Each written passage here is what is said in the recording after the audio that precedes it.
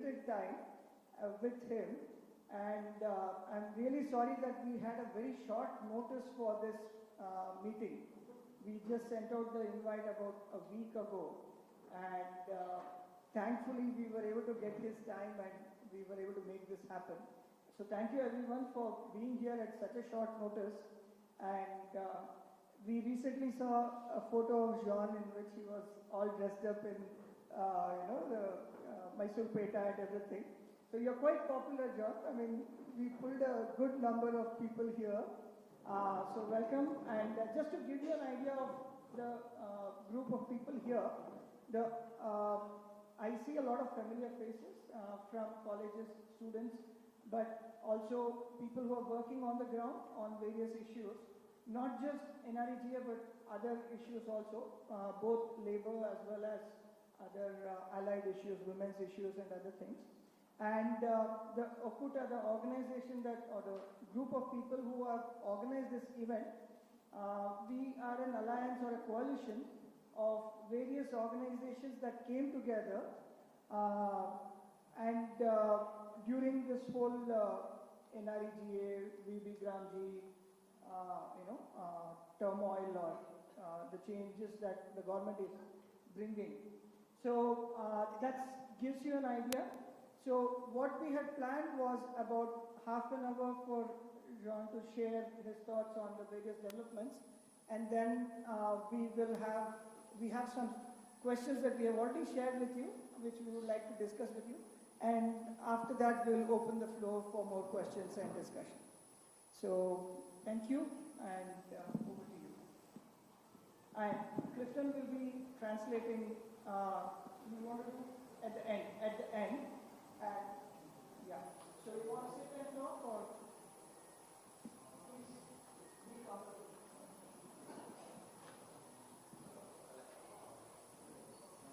Okay.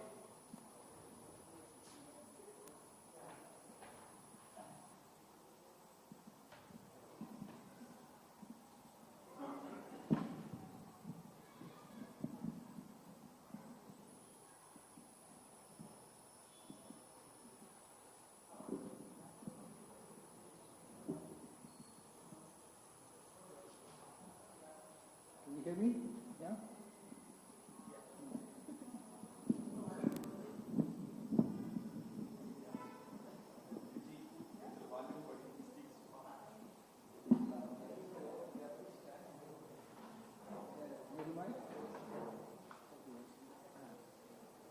Okay.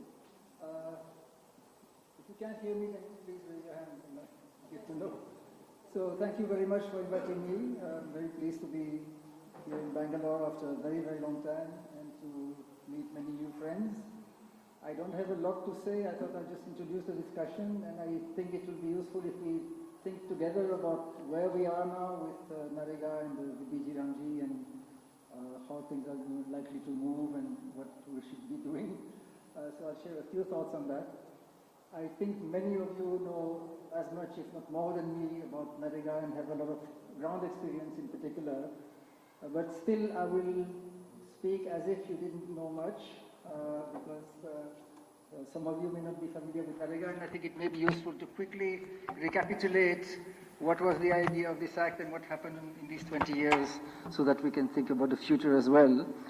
You all know that it took a prolonged campaign and movement around 2003, 4, 5 for this act to see the light of day. I think it's important to understand that the Act became what it was, and the Act has some teeth precisely because it went through this process and because the social movements and workers' organizations were actively involved in the deliberation. Because when the government drafts this kind of act on its own, it tends to reduce its obligations to the minimum and maximize its powers, and then there's not much left. And that's what's happening right now to the VB Gramji Act. Basically, all the powers are with the government. In the case of NREGA, because there was a prolonged process of deliberation, quite inclusive, involving workers' organizations, social movements, political parties, ministries, PMO, National Advisory Council and so on.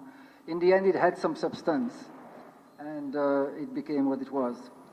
Now, the importance of this act of course is only one of a set of acts that many of us have been working on in the last 20 years, including Employment Guarantee Act, National Food Security Act, Right to Education Act, Forest Rights Act, Right to Information Act, and so on. And the basic idea of these acts is that they help to put in place foundations for a social security system in India. India is not a poor country anymore. It's classified as a lower middle income country, and soon it will be a middle income country. So it's not a poor country. It's a country with a lot of poor people. But it has resources, and there's really no reason whatsoever now for anyone in India to be deprived of the basic necessities of dignified living. So if we want to avoid deprivation, then we have to ensure that there are programs with legal backing and financial, of course, to take care of the main contingencies such as unemployment, sickness, old age, disability, maternity, and so on. And we have to make provisions for people when they are vulnerable to these contingencies. So that's one part of the idea of the Employment Guarantee Act. It's to make a contribution to this social security system. And in my mind, there's another aspect that's also important, which is that employment guarantee is a step towards economic democracy. Now, economic democracy is a much larger thing, and it's not necessarily obvious what it would mean, but we can think of some important elements of economic democracy. For example, we know from a lot of experience and also a lot of economic theory, actually, that many enterprises can be run by the workers themselves. I just went to Kannur. In the last 3 days, I went to visit some cooperatives, including the ULCC as a huge cooperative of construction workers with 18,000 workers. There's no Adani or Ambani at the top. There's no boss. The workers elect their own board of directors, and they share the profits among themselves. It's the second largest workers' cooperative in the world. What's interesting is that we don't hear much about these experiences, but there are many experiences like this all over the world. And so we know that many enterprises, not all enterprises perhaps, but many enterprises, including most of the labor-intensive enterprises, can be run by the workers themselves. And if the enterprises can be democratized, a lot of things will change. The working conditions will improve, the enterprises will be more environmentally responsible, there will be less corruption because these cooperatives have open books that workers can scrutinize, and it will also help to develop a culture of democracy and cooperation. So a lot of things could change around this. I'm not saying this is an alternative to capitalism, especially since Clifton is sitting here, but I think it's an important part of an alternative to capitalism. Capitalism really is not acceptable, it's exploitative, it creates a huge concentration of power, it undermines democracy, it destroys the environment.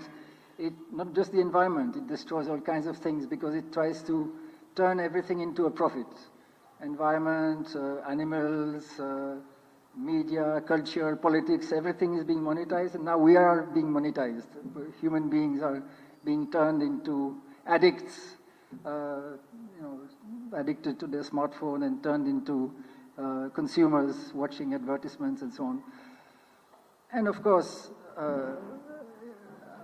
capitalism undermines democracy by creating a huge concentration of power. So we really need an alternative, and cooperatives is one part of that answer. And the Employment Guarantee Act also, I think, is a step in that same direction because it empowers the worker, helps them to resist exploitation, to be part of cooperatives by having more bargaining power. And it's also a program which itself, a huge program which itself is based on democratic participation, because the workers are not just laborers, but they are involved, at least they were supposed to be involved at every step as to plan the works, to execute them, monitor them, to conduct social audits and everything. So it's an example of participatory economic democracy in itself. Now, I think the big problem with an act like the Employment Guarantee Act is that it's a very pro-worker act, but implemented by an anti-worker system that's very indifferent, if not hostile, to poor people, to the working class. And so at every step, people still have to continue struggling to get work, to get paid on time, to get the minimum wage, to get the work site facility. So it's a constant struggle. And there's a kind of internal contradiction in the Act that the purpose of the Act is to hold the state accountable, but it's the state that is enforcing it. And when the state fails to protect these rights, then who is going to hold the state accountable? In principle, you can go to court. I mean, that's one purpose of having a law, that you can hold the state accountable in court. But in practice, we know that this doesn't happen. It's quite interesting that in 20 years, to my knowledge, not a single NREGA workers has gone to court to claim their rights, because the courts are basically inaccessible to them, so they don't even think about going to court. One or two NGOs have gone to court, like Swaraj Abhiyan and so on, even that with limited success. I think it's not the courts that are enforcing the law, it's people, it's the public pressure. That's the only thing that moves the state, that if they feel under pressure, they get worried about their electoral gains and so on, then they actually swing into action. Now, despite all these problems, I think that in the initial years of the Act, some of you would remember those years from 2005-06 until 11, 12, 13, a lot of progress actually had been made, I think, in ensuring that the Act is implemented and that people are able to claim their rights. This was a time of enthusiasm when the Act had caught many people's imagination in civil society, among NGOs, and of course among the workers themselves, partly because the wages at that time were quite high relative to the market wages, so they really were interested in getting work, and there was also a certain amount of political commitment to the Act. So some progress was made, and by 2011-12, the situation was not so bad at all. And I'm mentioning 2012 because for that particular year, we have data from at least two national independent household surveys, the National Sample Survey and the India Human Development Survey, to verify the official statistics. So we can verify whether the levels of employment generation were what they were supposed to be. We can verify participation of women, composition of the workforce, and so on. And as it happens, for that particular year, there's a high consistency between the independent surveys and the official statistics. So it was real. It was actually happening. 50 million households were getting some work every year at that time under the Act. 2.2 billion, 200 crores, 220 crore person days of work were being generated. About half of the workers were women, which is very important because this Act provides a source of employment to many women who have no other way of earning their own income. And 40% of the workers were from SC or ST communities. And this was actually happening at the cost of 0.5% of GDP. So not a very expensive program for something that does so much good. And for that same period, there's a lot of evidence from many studies. There are hundreds of studies on NREGA. Many studies showing effects on poverty, on reduction of migration, creation of productive assets, empowerment of women, activation of PRIs, the Panchayati Raj institutions, all kinds of benefits in addition to reduction of poverty. So the situation at that time, I think, was looking quite encouraging. And we also saw it on the ground. Many of you would have seen it on the ground. You know how, for example, in Jharkhand, where I live, we could see that people were building wells, they were planting mango groves, they were building access roads, ponds, fishing ponds, and you could see that it improved their lives. It helped them to stay in place instead of migrating to Bangalore or Kerala. You could see the women coming out of their houses, earning their own money, having their own bank accounts. So there was a time, I think, of really very positive change. And there were also, one qualification is that it was heavily concentrated in a small number of states. In particular, 7 states, Karnataka, Telangana, no, it's 1 second, not Karnataka. Kerala, Tamil Nadu, Telangana, Andhra Pradesh, Chhattisgarh, Rajasthan, and Himachal Pradesh. These were the 7 states where there was very high levels of employment generation, and also 7 states where this consistency between official statistics and household surveys was almost complete. So it means the leakages were really very small. That, in my view, is a huge achievement, not just for India, for the whole world. It shows that employment guarantee, not just an act, but the employment guarantee itself is possible. And it has shown it not just in a small pocket for a short period of time, in the large area over several years. So that's an experience of tremendous importance for the whole world. And that's why I say that if there's anything for which India deserves the title of Vishwaguru, it is employment guarantee. We should, of course, acknowledge that it began in Maharashtra and that the pioneering work, the creative work, was done many years ago in Maharashtra. The National Act was basically adapted from the Maharashtra Act. This is important for the whole world because employment guarantee is not just for the poorer countries. It is relevant for all countries, even the rich countries. And there is indeed a lot of discussion now in Europe, in the United States, in South Africa, Bangladesh, and so on, about the possibility of an Employment Guarantee Act. So even for the rich countries, it's an important idea. It's a better answer to unemployment than unemployment allowance for many different reasons. Okay, so that's the good news. Now the bad news is that after that, things started going a little bit wrong. I think many of you are aware of that. It's not a simple story, but one thing that's really caused enormous problems is the chronic failure of the government, and in particular the central government, to pay the wages on time in a reliable manner. One reason for that is that they kept changing the payment system, started with cash, then post office, then banks, then particular banks, then PFMS, EFMS, NEFMS, ABPS. Now they are introducing DBT, Sparsh. You keep rejigging the system and introducing very complex technologies that may not be ready. So each time you change the system, there are so-called teething problems for months, sometimes for years, and by the time these teething problems are resolved, a new system is being put in place, and that goes on and on.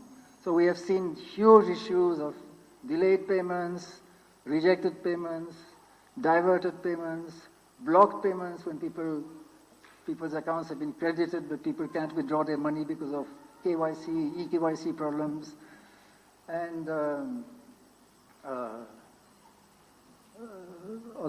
all kinds of other payments, delayed payments, diverted payments, rejected payments, blocked payments. These are the main issues. Huh? That's diverted payments. Anyway, you get the idea. And so one consequence of that is certainly in Jharkhand and many other places, I'm not sure about Karnataka, but in Jharkhand I can tell you with some confidence that because of these payment issues, a lot of workers became quite discouraged. Also because the wages are quite low. The wages used to be higher than market wages, but since 2009 the wages have been frozen in real terms. So every year the Ministry of Rural Development increases the wages only to the extent of price increases, not more than that. So in real terms, the wages have been frozen since 2009. And meanwhile, the market wages are increasing a little bit, not very high, not very fast, but after 15 years, it does make a difference. So now the NREGA wages are much lower than the market wages.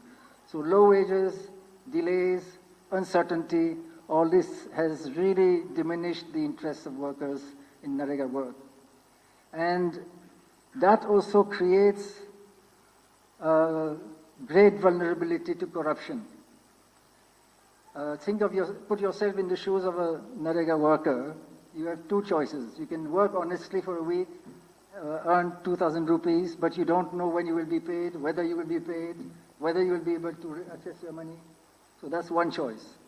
The other choice is forget the work, collude with a corrupt middleman who will use your bank account and your job card to siphon off NREGA funds, fudge the records, and give you 500 rupees, not 2,000 rupees.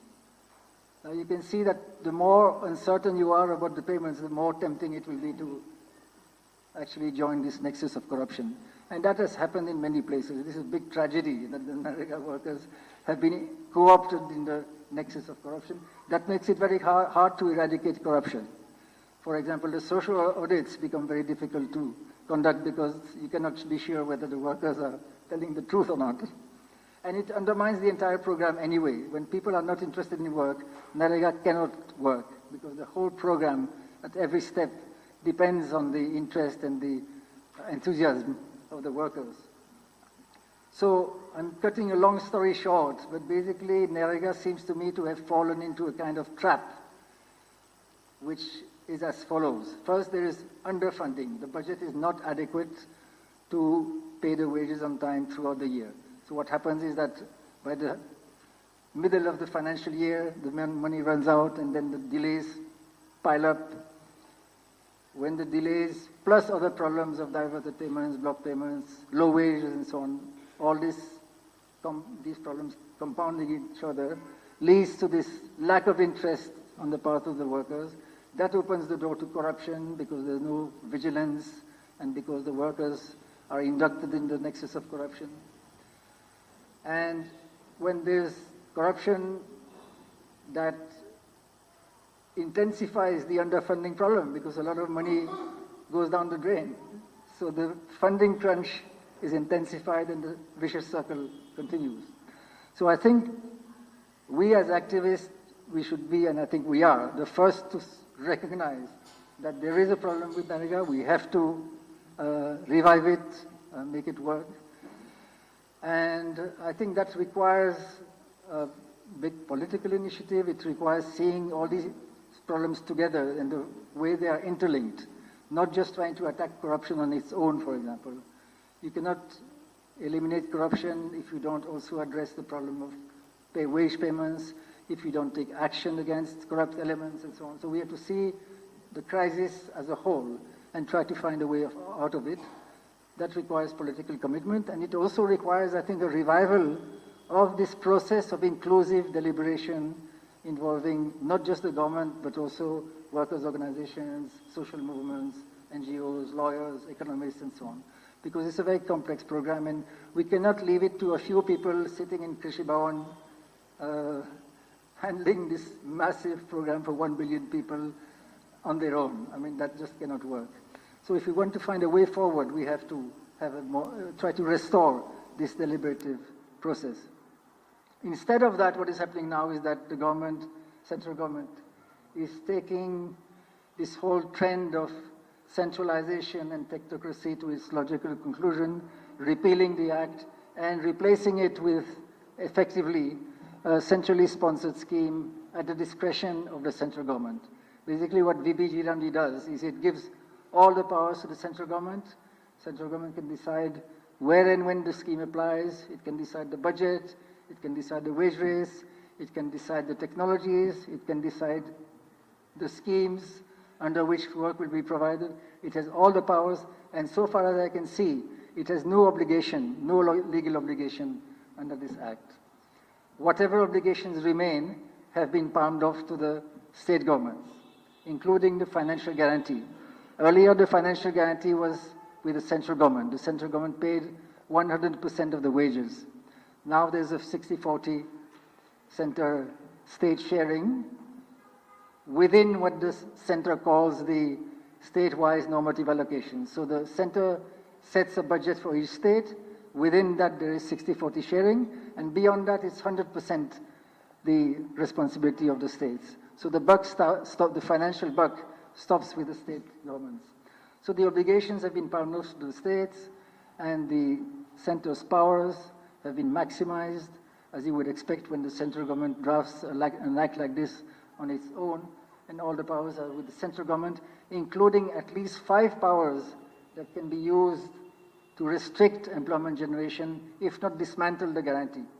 One is what we call the switch-off clause, which basically, this is section 5.1, which says that the guarantee applies in such areas as the central government decides.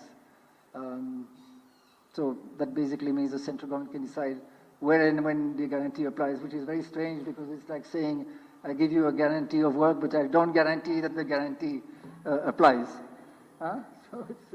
So it basically undermined the whole principle. So that's one. Then secondly, the new financial dispensation, which allows the central government to set budgets for each state, which are going to basically become like budget caps. They are not supposed to be budget caps, but de facto they will be budget caps, I think, because very few state governments are going to spend beyond that.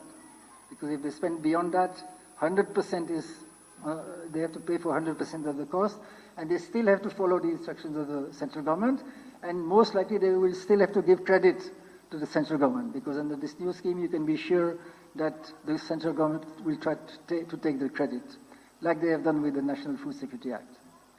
So, switch-off clause, financial framework. Then there is the seasonal discontinuation clause, which says that for 60 days in the year, the guarantee will be discontinued during the peak agricultural season. Then there's a convergence clause in the schedule of the Act, which says that every work under this scheme will have to be done under schemes notified by the central government. It's like this PMAY, the Pradhan Mantri Awas Yojana. You have a central scheme, and then NREGA provides some work for that scheme, and it becomes a kind of labor component of a centrally sponsored scheme. I think it's going to be, that will become the model, I expect, for VB Jiramji.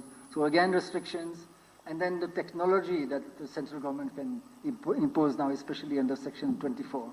So all these provisions can be used to restrict the employment generation arbitrarily, and for that matter, to discontinue the guarantee. I don't think that will happen quickly, not for now, but it may happen in the future. And indeed, the central government is now saying that we don't really need this anymore because things have changed, the conditions have improved, the rural areas, the income has grown, and people's occupations have diversified and so on. They're giving a very rosy picture of what's been happening in the last 20 years. So I think that sooner or later we are going to see a decline, if not a discontinuation of the guarantee. I don't think it will happen immediately. I think on the 1st of April, I'm personally quite convinced that they will notify VBG Ramji. They've said so, and I think they will do it. They are not ready for it, but they will notify it, and they will perhaps issue some transition orders so that the system can continue more or less as it is for some time until the new schemes come into effect. But from the 1st of April, it will be all under VBG Ramji. All the credit will go to central government or Modi, and there will be a logo with Modi's photograph or Ram's photograph or somebody's photograph, whatever it is. But basically the central government will make sure that they control everything and that they take the credit. So I personally feel that ultimately in this situation, of course we have been opposing this new act from the beginning, and we are all campaigning for this act to be repealed and for a return to NREGA. But I'll say two things, and then I'll stop because I've already talked for too long. One is that I think we must be clear that we are fighting not just for NREGA, not just for the Act. We are fighting for employment guarantee, which is not the same thing. The Act is one thing. The Act gives some rights that the workers can fight for. But making sure that these rights are realized is a much bigger thing, and that requires a lot of public pressure, as I've explained earlier. So we must be clear that it's not just the Act that we want. We want the employment guarantee.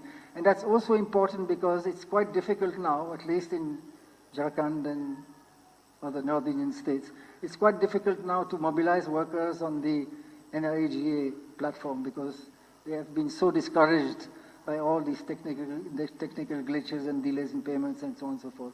But we can still mobilize them on the idea of employment guarantee and of realization of these rights to work, to minimum wages, to timely payment, to worksite facilities and so on. And the other thing I would say is that ultimately it seems to me that in this situation we cannot really have much hope from the central government, and therefore we have to start thinking seriously about state employment guarantee acts. And Karnataka, I think, is one place where this can happen in the near future, maybe not immediately, because it would create a big financial burden that may take some time to address. But I think it can be done quite quickly in states like Karnataka. Then you have your own Employment Guarantee Act, and you don't depend on the central government.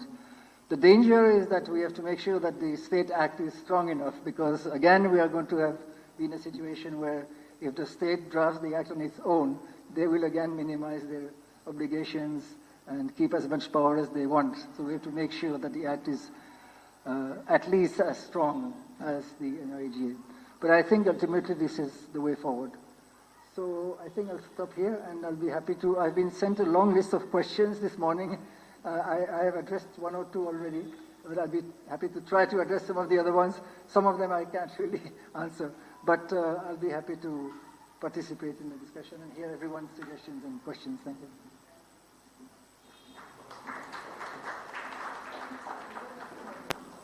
Thank you, Sean.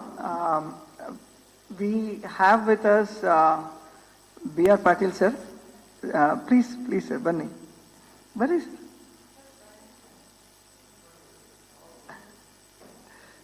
So, thank you for joining. Yeah. So,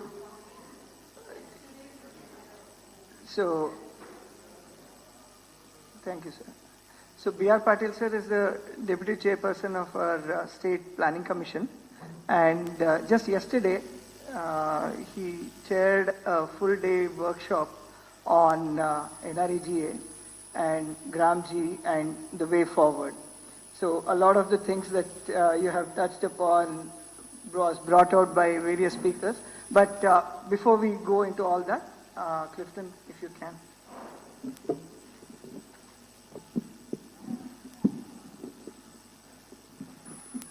ಎಲ್ಲರಿಗೂ ನಮಸ್ಕಾರ. ಕ್ಷಮಿಸ್ಬಿಡಿ, ನಾನು ಸಂಕ್ಷಿಪ್ತವಾಗಿ ಅನುವಾದ ಮಾಡಲ್ಲ. ತುಂಬ ಮುಖ್ಯವಾದ ಒಂದಿಷ್ಟು ಅಂಶಗಳನ್ನು ಏನು ಜಾಡ್ರೇಸ್ ಅವ್ರು ಮಾತಾಡಿದ್ದಾರೆ, ನನಗನ್ಸುತ್ತೆ ಅದು ಎಲ್ಲರ ಜೊತೆಗೆ ಹಂಚ್ಕೊಳ್ಳೋದು ಸ್ವಲ್ಪ ಅಗತ್ಯ. ಅದಕ್ಕೆ ಸುಮ್ಮನೆ ಮೇಲ್ನೋಟಕ್ಕೆ ಅನುವಾದ ಮಾಡೋದ್ರಲ್ಲಿ ಏನು ಅರ್ಥ ಇಲ್ಲ. ಮೊದಲನೇದಾಗಿ ಅವ್ರು ಹೇಳಿದ ವಿಚಾರ ಏನಂದರೆ, ಸದ್ಯಕ್ಕೆ ಈ ಮನ್ರೇಗಾ ಅಂದರೆ ಉದ್ಯೋಗ ಖಾತ್ರಿ ಏನು ಒಂದು ಕಾಯ್ದೆ ಇದ್ದಿದ್ದು, ಮತ್ತು ಹೊಸ ಏನು BB ಗ್ರಾಮ್ ಕಾಯ್ದೆ ಬಂದಿದೆ, ಈ ಒಂದು ವಿಚಾರಗಳ ಬಗ್ಗೆ ಸುಮಾರು ಜನರಿಗೆ ಸುಮಾರು ವಿಚಾರ ಗೊತ್ತಿದೆ. ಸೊ ಆ ರೀತಿಯಲ್ಲಿ ನೋಡಬೇಕಾದ್ರೆ ಸುಮಾರು ಒಂದಿಷ್ಟು ಬಹುಶಃ ನಾನು ಮಾತಾಡೋ ಅವಶ್ಯಕತೆ ಇಲ್ಲ. ಬಟ್ ಇದ್ರೂ ಒಂದಿಷ್ಟು ಮುಖ್ಯವಾದ ಅಂಶಗಳನ್ನು ಮಾತ್ರ ನಿಮ್ಮ ಮುಂದೆ ಇಡಕ್ಕೆ ನಾನು ಪ್ರಯತ್ನ ಮಾಡ್ತಾ ಇದ್ದೀನಿ. ಅದು ಹೇಳ್ತಾ ಜಾಡ್ರೇಸ್ ಅವ್ರು ಹೇಳಿದ್ದೇನೆಂದರೆ, ಒಂದು ಚರಿತ್ರೆ ಥರ ಕೊಟ್ಟರು ಯಾವ ರೀತಿಯಲ್ಲಿ ಉದ್ಯೋಗ ಖಾತ್ರಿ ಕಾಯ್ದೆಗೆ ಜನ ಚಳುವಳಿಗಳು 2003ರಿಂದ ದೇಶದ ಬೇರೆ ಬೇರೆ ಭಾಗಗಳಲ್ಲಿ ಆಗಿದ್ದು, ಮತ್ತೆ ಆ ಹೋರಾಟದ ಹಿನ್ನೆಲೆಯಿಂದ ಕಾನೂನು ಬಂದಿದ್ದಕ್ಕೆ ಆ ಕಾನೂನಿನ ಸ್ವರೂಪ ಒಂದು ಬೇರೆ ರೀತಿಯಾಗಿ ನಮಗೆ ಕಾಣ್ತು. ಅದರಲ್ಲಿ ಒಂದು ತುಂಬ ಒಳ್ಳೆ ಮಾತು ಹೇಳಿದ್ರು. ಸಾಮಾಜಿಕ ಒಂದು ಎಷ್ಟು ಮಟ್ಟಿಗೆ ಜನನ ನೀವು ಸ್ಪಂದಿಸಕ್ಕೆ ಅವ್ರನ್ನ ಆರ್ಗನೈಸ್ ಮಾಡೋಕ್ಕೆ ನೀವು ಸಕ್ಸಸ್ ಆದ್ರು, ಆ ಮಟ್ಟಕ್ಕೆ ಈ ಒಂದು ಕಾನೂನನ್ನ ಬಲಪಡಿಸೋ ರೀತಿಯಲ್ಲಿ ನಾವು ಸಕ್ಸಸ್ ಆಗಿದ್ವಂತ. ಅವ್ರು ಇನ್ನೊಂದು ಮಾತು ಹೇಳಿದ್ದೇನೆಂದ್ರೆ, ಸಾಮಾನ್ಯವಾಗಿ ಯಾರಿಗಾದ್ರೂ ಸರ್ಕಾರ ನೀವು ಕೈ ಬಿಟ್ಟರೆ ಅವ್ರು ಎಂಥ ಕಾನೂನು ಮಾಡ್ತಾರೆ, ಜನರಿಗೆ ಕಡಿಮೆ ಅಧಿಕಾರ ಸಿಗೋದು, ಅವ್ರಿಗೆ ಜಾಸ್ತಿ ಅಧಿಕಾರ ಸಿಗೋದು, ಆ ರೀತಿಯಾದ ಮಾತ್ರ ಅವ್ರ ಕಾನೂನು ಪಾಸ್ ಮಾಡೋದು. ಆದರೆ ಈ ಹೋರಾಟದ ಹಿನ್ನೆಲೆಯಿಂದ ಬಂದಿದ್ದ ಕಾರಣ ಈ ಕಾನೂನು ಸ್ವಲ್ಪ ಭಿನ್ನವಾಗಿದ್ದಿದ್ದು. ಮೂರನೇ ಅಂಶ ಹೇಳಿದ್ದೇನೆಂದ್ರೆ, ನಾವು ಉದ್ಯೋಗ ಖಾತ್ರಿ ಕಾಯ್ದೆಯನ್ನು ಅದೊಂದು ಪ್ರತ್ಯೇಕವಾಗಿ ನಾವು ನೋಡಬಾರ್ದು. ಆ ಒಂದು ಕಾಲಘಟ್ಟದಲ್ಲಿ ಸುಮಾರು ಒಂದಿಷ್ಟು ಕಾಯ್ದೆಗಳಿಗೆ ಹೋರಾಟಗಳು ನಡೆದಿದ್ದು. ಉದಾಹರಣೆಗೆ ಅರಣ್ಯ ಹಕ್ಕು ಕಾಯ್ದೆ, FRA ಕಾಯ್ದೆ ಅಂತ ನಾವೇನು ಕರಿತೀವಿ, ರೈಟ್ ಟು ಇನ್ಫಾರ್ಮೇಶನ್ ಕಾಯ್ದೆ, ಊಟದ ಭದ್ರತೆ, ಫುಡ್ ಸೆಕ್ಯೂರಿಟಿ ಆಕ್ಟ್ ಅಂತ ಏನಾಗಿದ್ದು. ಸೊ ಈ ಎಲ್ಲ ಕಾಯ್ದೆಗಳು ಬಂದು ಇದು ಒಂದೊಂದು ಕಾಯ್ದೆಗೆ ಒಂದಿಷ್ಟು ಹೋರಾಟಗಳಾಗಿರೋ ಒಂದು ಹಿನ್ನೆಲೆ ನಾವು ಯಾವತ್ತೂ ಮರಿಬಾರ್ದು. ಮತ್ತು ಆ ಸಂದರ್ಭದಲ್ಲಿ ಈ ಕಾನೂನು ಬಂದಿದ್ದನ್ನು ನಾವು ಅರ್ಥ ಮಾಡ್ಕೋಬೇಕು. ಸೊ ಈ ಎಲ್ಲ ಕಾನೂನು ಒಟ್ಟಾರೆ ನಾವು ನೋಡಿದ್ರೆ ಈ ದೇಶದಲ್ಲಿ ಸಾಮಾಜಿಕ ಭದ್ರತೆಗೆ ಒಂದು ವ್ಯವಸ್ಥೆಗೆ ಒಂದು ಬುಡ ಕೊಡೋ ರೀತಿಯಲ್ಲಿ ನಾವು ಇದನ್ನು ಅರ್ಥ ಮಾಡ್ಕೋಬಹುದಂತ ಅವರ ಒಂದು ಅಭಿಪ್ರಾಯ. ಅದು ಒಂದು ಮಾತು ಹೇಳಿದ್ರು, ಈ ದೇಶ ಬಂದು ಒಂದು ಬಡ ದೇಶ ಅಲ್ಲ, ಇದು ಬಡವರ ದೇಶ ಆಗ್ಬಿಟ್ಟಿದೆ. ಸೊ ಆ ಒಂದು ಹಿನ್ನೆಲೆಯಲ್ಲಿ ಸಾಮಾಜಿಕ ಭದ್ರತೆಯ ಒಂದು ವ್ಯವಸ್ಥೆ ಅತಿ ಅಗತ್ಯವಾದದ್ದಂತ ಅದು ಪರಿಗಣಿಸಿ ಇವರೆಲ್ಲ ಹೋರಾಟಗಳು ನಡೆದಿದ್ದು. ಅದಾದ ಮತ್ತೆ ಅವರು ಇದು ಉದ್ಯೋಗ ಖಾತ್ರಿ ಬಗ್ಗೆ ಮಾತಾಡ್ತಾ ಜಾಡ್ರೇಸ್ ಅವ್ರು ಹೇಳಿದ್ದೇನೆಂದ್ರೆ, ಒಂದು ರೀತಿಯಲ್ಲಿ ಈ ಕಾನೂನನ್ನ ನಾವು ಅರ್ಥ ಮಾಡ್ಕೋಬೇಕಂದ್ರೆ ಬಹುಶಃ ಇದನ್ನು ನಾವು ಆರ್ಥಿಕ ಪ್ರಜಾಪ್ರಭುತ್ವದ ಒಂದು ಕಡೆಗೆ ಒಂದು ಹೆಜ್ಜೆ ಅಂತನೂ ಸಹ ನಾವು ಅರ್ಥ ಮಾಡ್ಕೋಬಹುದು. ಕೆಲವೊಮ್ಮೆ ಅದನ್ನಿಲ್ಲ ಇದೇನು ಆ ರೀತಿಯಲ್ಲಿ ನೀವು ಹೇಳಕ್ ಸಾಧ್ಯತೆ ಇದೆ ಅಂತನೂ ಒಂದು ಪ್ರಶ್ನೆ ಬರ್ಬೋದು. ಇದ್ರೂ ಈ ಒಂದು ವ್ಯವಸ್ಥೆಯಲ್ಲಿ ಈ ದೇಶದ ಬಡತನ ನೋಡಿದ್ರೆ ಡೆಫಿನೆಟ್ಲಿ ಈ ಒಂದು ಕಾಯ್ದೆ ಬಂದು ಈ ರೀತಿಯಾದ ಒಂದು ಆರ್ಥಿಕ ಪ್ರಜಾಪ್ರಭುತ್ವ ಆ ಕಡೆಗೆ ಒಂದು ದಾರಿ ಅಂತ ನಾವು ಅರ್ಥ ಮಾಡ್ಕೋಬೇಕಂತ ಅವ್ರು ಹೇಳಿದ್ರು. ಆಕ್ಚುಲಿ ಅವರು ಸುಮಾರು ಒಂದಿಷ್ಟು ಉದಾಹರಣೆಗಳು ಕೊಟ್ಟರು. ಫಾರ್ ಇನ್ಸ್ಟೆನ್ಸ್ ಅವರು ಆಕ್ಚುಲಿ ಜಸ್ಟ್ ಕೇರಳದಿಂದ ಬಂದಿದ್ದು ಈ ವಿಚಾರ ಬೆಳಿಗ್ಗೆನ ಅವ್ರು ಮಾತಾಡಿದ್ರು. ಅಲ್ಲಿ ಆಲ್ಮೋಸ್ಟ್ 18,000 ಕಟ್ಟಡ ಕಾರ್ಮಿಕರದ್ದು ಅವ್ರದ್ದೊಂದು ಕೋಆಪರೇಟಿವ್ ನಡೀತಾ ಇದೆ. ಯಾರು ಮಾಲೀಕರಿಲ್ಲ, ಯಾರು ಕಾರ್ಮಿಕರಿಲ್ಲ, ಆ ಕೋಆಪರೇಟಿವ್ ಆಗಿ ನಡೀತಾ ಇರೋದು. ಅವರೇ ಬಂದು ಡೈರೆಕ್ಟರ್ಸ್ನ ಆಯ್ಕೆ ಮಾಡೋದು, ಆ ಯಾವ ರೀತಿಯಲ್ಲಿ ಅದನ್ನ ನಡೆಸ್ಬೇಕಂತ ಅದು ಆ ಒಂದು ಕೋಆಪರೇಟಿವ್ ತುಂಬಾ ಒಳ್ಳೆ ರೀತಿಯಲ್ಲಿ ನಡೀತಾ ಇದೆ ಅಂತ ಅವ್ರು ಹೇಳ್ತಾ ಇದ್ರು. ಪ್ರಪಂಚದಲ್ಲಿ ಸೆಕೆಂಡ್ ಲಾರ್ಜೆಸ್ಟ್ 2ನೇ ಸ್ಥಾನದಲ್ಲಿರೋ ಒಂದು ಕೋಆಪರೇಟಿವ್ ಅಂತ ನಾವು ಹೇಳ್ತಾ ಇರೋದು. ಸೊ ಈ ಎಲ್ಲ ವಿಚಾರಗಳು ನಾವು ನೋಡಿದ್ರೆ ಈವನ್ ಕೆಲಸದ ಒಂದು ಪರಿಕಲ್ಪನೆಯಲ್ಲಿ ಪ್ರಜಾಪ್ರಭುತ್ವವನ್ನು ನಾವು ಯಾವ ರೀತಿಯಲ್ಲಿ ಅರ್ಥ ಮಾಡ್ಕೊಳ್ತೀವಿ ಆ ಅಂಶವನ್ನು ನಾವು ನಮ್ಮ ಮನಸ್ಸಲ್ಲಿ ಇಡಬೇಕಂತ ಅವ್ರು ಹೇಳಿದ್ದು. ಅದಾದ ಮತ್ತೆ ಅವರು ಇವತ್ತು ಈ ಬಂಡವಾಳಶಾಹಿ ವ್ಯವಸ್ಥೆ ಯಾವ ರೀತಿಯಲ್ಲಿದೆ, ಕಾರ್ಮಿಕರನ್ನ ಯಾವ ರೀತಿಯಲ್ಲಿ ಶೋಷಣೆ ಆಗಿದೆ ಅದ್ರ ಬಗ್ಗೆನೂ ಮಾತಾಡ್ತಾ, ಸೊ ಈ ಒಂದು ಸಂದರ್ಭದಲ್ಲಿ ಈ ಕಾನೂನು ಬಂದದ್ದು ಇದು ಒಂದು ರೀತಿಯಲ್ಲಿ ಕಾರ್ಮಿಕರ ಒಂದು ಪ್ರಜಾಪ್ರಭುತ್ವ ಭಾಗವಹಿಕೆ ಒಂದು ಕಾನೂನಲ್ಲಿ ನಾವು ಕಾಣ್ತಾ ಇದ್ದೀವಿ. ಒಂದು ಇಂಟ್ರೆಸ್ಟಿಂಗ್ ಮಾತು ಅವ್ರು ಹೇಳಿದ್ದೇನೆಂದ್ರೆ, ಇಷ್ಟೆಲ್ಲ ಆಯಿತು, ಈ ಕಾನೂನು ಬಂತು, ತುಂಬಾ ಒಳ್ಳೆ ಅಂಶಗಳಿತ್ತು ಅದರಲ್ಲಿ, ಆದ್ರೆ ಒಟ್ಟಾರೆ ನಾವು ಅರ್ಥ ಮಾಡ್ಕೋಬೇಕಾಗಿರೋದು ಕಾರ್ಮಿಕರ ಪರ ಕಾಯ್ದೆ ಇದ್ದಿದ್ರೂ ಸಹ ಅದನ್ನು ಇಂಪ್ಲಿಮೆಂಟ್ ಮಾಡಿದ್ದು, ಜಾರಿಗೆ ತಂದು ಅದನ್ನು ಅನುಷ್ಠಾನ ಮಾಡೋ ಒಂದು ಜವಾಬ್ದಾರಿ ಕಾರ್ಮಿಕರ ವಿರೋಧಿ ಸರ್ಕಾರಗಳ ಮೇಲೇನೆ ಬಂದಿದ್ದು. ಆದ ಕಾರಣ ಸುಮಾರು ಒಂದಿಷ್ಟು ಸಮಸ್ಯೆಗಳನ್ನು ನಾವು ಎದುರಿಸಬೇಕಾಯ್ತು. ಜಾರ್ಖಂಡಿನ ಒಂದು ಉದಾಹರಣೆ ಅವ್ರು ಕೊಡ್ತಾ ಹೇಳಿದ್ರು, ಯಾವ ಮಟ್ಟಕ್ಕೆ ಅಲ್ಲಿ ಹೋಯ್ತಂದ್ರೆ ಕಾರ್ಮಿಕರಿಗೆ ಒಂದು ನಂಬಿಕೆನೇ ಇರಲಿಲ್ಲ. ಉದ್ಯೋಗ ಕಾಯ್ದ್ರೆ ನಾವು ಕೇಳಿದ್ರೆ ನಮಗೆ ಕೆಲಸ ಸಿಗುತ್ತೆ, ಕೆಲಸ ಮಾಡಿದ್ರೆ ನಮಗೆ ಸಂಬಳ ಸಿಗುತ್ತೆ, ಲೇಟಾಗಿ ಬಂದ್ರೆ ಸಂಬಳ ಬಂದೇ ಬರುತ್ತೆ, ಈ ತರ ಒಂದು ಯಾವುದೇ ರೀತಿಯಾದ ಒಂದು ಕಾನ್ಫಿಡೆನ್ಸ್ ಅವ್ರಿಗೆ ಇಲ್ದಿರೋ ಕಾರಣಕ್ಕೆ ಸುಮಾರು ರಾಜ್ಯಗಳಲ್ಲಿ NREGA ಉದ್ಯೋಗ ಖಾತ್ರಿ ಕಾಯ್ದೆ ಅನುಷ್ಠಾನಕ್ಕೆ ಬಂದಿಲ್ಲ. ಇದ್ರೂನು ಎಲ್ಲೆಲ್ಲಿ ಜನ ಚೌಳಿಗಳಿತ್ತು, ಎಲ್ಲಿ ಜನ ಒಂದಿಷ್ಟು ಸಂಘಟಿತರಾಗಿದ್ರು, ಆ ಒಂದು ಸಂದರ್ಭದಲ್ಲಿ ಒಳ್ಳೆ ರೀತಿಯಲ್ಲಿ ಈ ಕಾನೂನನ್ನ ಅನುಷ್ಠಾನಗೊಂಡಿದ್ದಂತೂ ಸಹ ನಾವು ನೋಡಿದ್ದು. ಒಂದಿಷ್ಟು ಸರ್ವೇಸ್ ಬಗ್ಗೆ ಜಾಡ್ರೇಸ್ ಅವ್ರು ಮಾತಾಡಿದ್ರು.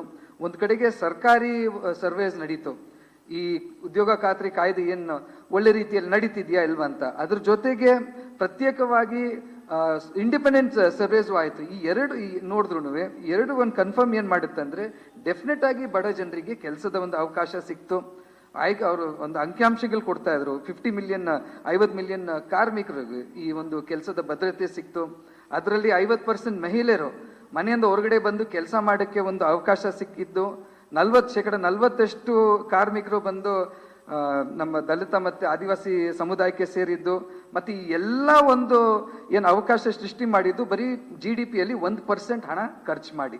ಸೊ ಈ ಕಾಯ್ದೆ ಒಂದು ಉನ್ನತ ಮಟ್ಟಕ್ಕೆ ಅದನ್ನು ಬಳಸ್ಕೊಂಡ್ರೆ ಯಾವ ರೀತಿಗೆ ಜನರಿಗೆ ಒಳ್ಳೇದಾಗತ್ತೆ ಅಂತ ಈ ಎಲ್ಲ ಸಮೀಕ್ಷೆಗಳು ತೋರಿಸ್ತು. ಒಂದು ರೀತಿಯಲ್ಲಿ ಬಡತನ ನಾವು ಒಂದು ಹಂತಕ್ಕೆ ತಡೆ ಮಾಡೋದ್ರಲ್ಲಿ ಕೆಲಸ ಬಂತು. ಆದ್ರೆ ಮುಖ್ಯವಾಗಿ ಮಹಿಳೆಯರನ್ನ ಮನೆಯಿಂದ ಆಚೆ ತರೋದು ಮತ್ತೆ ವಲಸೆ ಅದನ್ನು ತಡೆ ಹಾಕೋದ್ರಲ್ಲಿ ಈ ಕಾಯ್ದೆ ತುಂಬಾ ಒಳ್ಳೆ ರೀತಿಯಲ್ಲಿ ಕೆಲ್ಸಕ್ಕೆ ಬಂತು. ಮತ್ತೆ ನಾವು ನೋಡಿದೀವಿ, ಹಳ್ಳಿಯಲ್ಲೇ ಎದ್ಬಿಟ್ಟು ನಿಮ್ಮ ಹಳ್ಳಿಯ ಕೆಲಸ ಮಾಡೋದು, ಎಲ್ಲೋ ಒಂದ್ ಕಡೆಗೆ ಹೂಲ್ ಕಿತ್ತೋದು, ಬಾವಿ ಮಾಡೋದು, ಅಥವಾ ಯಾವ್ದಾದ್ರು ಒಂದು ರೋಡ್ ಕಟ್ಟೋದು, ಅಂದ್ರೆ ಒಂದು ಗ್ರಾಮೀಣ ಪ್ರದೇಶಕ್ಕೆ ಬೇಕಾಗಿರೋ ಒಂದು ಇನ್ಫ್ರಾಸ್ಟ್ರಕ್ಚರ್ನ ಕೊಡೋ ರೀತಿಯಲ್ಲಿ ಈ ಕಾನೂನನ್ನ ನಾವು ಬಳಸ್ಕೊಂಡಿದ್ವಿ.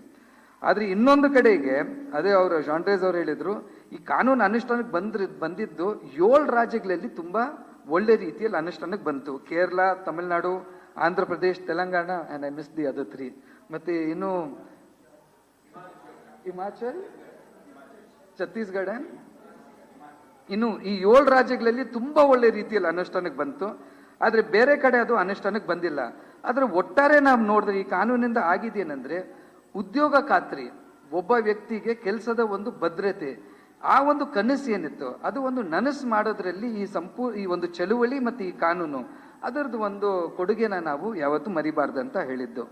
ಅದಾದ ಮತ್ತೆ ಅವ್ರು ಹೇಳಿದ್ದು, ಅದಾದ ಮತ್ತೆ ದಿ ಡಿಮೈಸ್ ಬಿಗನ್, ಅದರದ್ದು ಒಂದು ರೀತಿಯಲ್ಲಿ ಉದ್ಯೋಗ ಖಾತ್ರಿಯ ಒಂದು ಸಾವು ನಾವು ನೋಡೋಕ್ಕೆ ಶುರು ಮಾಡಿದ್ರು. ಇದು 2011-12 ಆ ಒಂದು ಕಾಲಘಟ್ಟದಲ್ಲಿ ಒಂದು ಕಡೆಗೆ ಕೆಲಸ ಕೇಳಿದ್ರೆ ಕೆಲಸ ಸಿಗ್ತಾ ಇರ್ಲಿಲ್ಲ, ಕೆಲಸ ಮಾಡಿದ್ರೆ ಸಮಯಕ್ಕೆ ಕೆಲಸ ಬರ್ತಾ ಇರ್ಲಿಲ್ಲ. ಮತ್ತೆ ಆಗಿದ್ದ ಕಾರಣ ಏನಂದ್ರೆ, ಕೇಂದ್ರ ಮಟ್ಟದಿಂದ ಏನ್ ಇದಕ್ಕೆ ಒಂದು ಬಜೆಟ್ ಅಲೋಕೇಶನ್ ಆಗ್ಬೇಕಾಯ್ತು, ಹಣ ಬಿಡುಗಡೆ ಮಾಡ್ಬೇಕಾಯ್ತು, ಅದರಲ್ಲಿ ಸುಮಾರು ಒಂದಿಷ್ಟು ತಡೆಗಲಾಯ್ತು. ಇದರಿಂದ ಏನಾಯ್ತಂದ್ರೆ ಕಾರ್ಮಿಕರಿಗೆ ತುಂಬಾನೇ ನಿರಾಶೆ ಆಯ್ತು ಸುಮಾರು ಕಡೆ. ಮತ್ತೆ ಇದನ್ನು ನಂಬದನ್ನು ಜನ ನಾವು ಬೇರೆ ಕಡೆ ಎಲ್ಲ ನೋಡೋದು ಅಂದರೆ ಇದ್ರ ಮೇಲೆ ನಂಬಿಕೆ ಕಳ್ಕೊಳ್ಳೋದನ್ನು ನಾವು ನೋಡಿದ್ದೀವಿ ಅಂತ ಹೇಳಿದ್ದು. ಇದಾಗ್ತಿ ಇನ್ನೊಂದು ಏನಾಗಿದೆ ಅಂದರೆ, ಒಂದು ಕಡೆಗೆ ನಂಬಿಕೆ ಕಳ್ಕೊಂಡು ಕಾರ್ಮಿಕರು, ಅದ್ರ ಜೊತೆಗೆ ಭ್ರಷ್ಟಾಚಾರನೂ ಶುರು ಆಯಿತು. ಕಾರ್ಮಿಕರಿಗೆ ಯಾವ ರೀತಿಯಾದ ಆಯ್ಕೆ ಇತ್ತಂದರೆ, ಒಂದು ನೀವು ನಿಮ್ಮ ಕಾಲ ಮೇಲೆ ನಿಂತ್ಕೊಳ್ಳಿ, ಎದ್ದು ಬಿದ್ದು ನೀವು ಕೆಲಸ ಕೇಳಿ ಕೆಲಸ ಮಾಡಿ, ಆದರೆ ಯಾವಾಗ ಹಣ ಬರುತ್ತೆ ನಿಮಗೆ ಗ್ಯಾರಂಟಿ ಇಲ್ಲ. ಇನ್ನೊಂದು, ನೀವು ಮನೇಲಿ ಇದ್ಬಿಡಿ, ನೀವು ಸ್ವಲ್ಪ ಕಾಂಟ್ರಾಕ್ಟರು ಇವರು ಗ್ರಾಮ ಪಂಚಾಯತಿಯವ್ರ ಜೊತೆಗೆ ಸ್ವಲ್ಪ ಶಾಮೀಲಾಗ್ಬಿಟ್ಟು ಮನೆಯಲ್ಲೇ ಕೂತ್ಕೊಂಡು ನಿಮಗೆ ಅರ್ಧ ಹಣ ಬರೋ ಒಂದು ವ್ಯವಸ್ಥೆ ಶುರುವಾಯಿತು. ಈ ಭ್ರಷ್ಟಾಚಾರದಲ್ಲೇ ಕಾರ್ಮಿಕರನ್ನು ಒಳಗೊಂಡಂಥ ಒಂದು ಒಂದು ಒಂದು ಸಂದರ್ಭ ಉದ್ಭವ ಆಯಿತು ಅಂತ ಅವ್ರು ಹೇಳಿದ್ರು. ಇನ್ನೊಂದು, ಎಲ್ಲೋ ಒಂದು ಕಡೆ ಇದನ್ನು ನಾವು ಸಂಪೂರ್ಣವಾಗಿ ಟ್ಯಾಕಲ್ ಮಾಡೋದ್ರಲ್ಲಿ ನಾವು ಇನ್ನೂ ಒಂದಿಷ್ಟು ಶ್ರಮಗಳು ಮಾಡಬೇಕಾಯ್ತು ಅಂತ ಜಾರ್ಜ್ ಅವರ ಒಂದು ಅಭಿಪ್ರಾಯ. ಮುಂದೋಗ್ತಾ ಅವ್ರು ಹೇಳಿದ್ದೇನೆಂದರೆ, ಈ ಎಲ್ಲ ಒಂದು ವಿಚಾರದಲ್ಲಿ ನಾವಿದನ್ನು ಸರಿಪಡಿಸೋ ರೀತಿಯಲ್ಲಿ ನಾವು ಮುಂದೆ ಬರೋಕ್ಕಾಗಿಲ್ಲ. ಅಂಥದ್ರಲ್ಲಿ ಇವಾಗ ಕೇಂದ್ರ ಸರ್ಕಾರ ಈ ಕಾನೂನು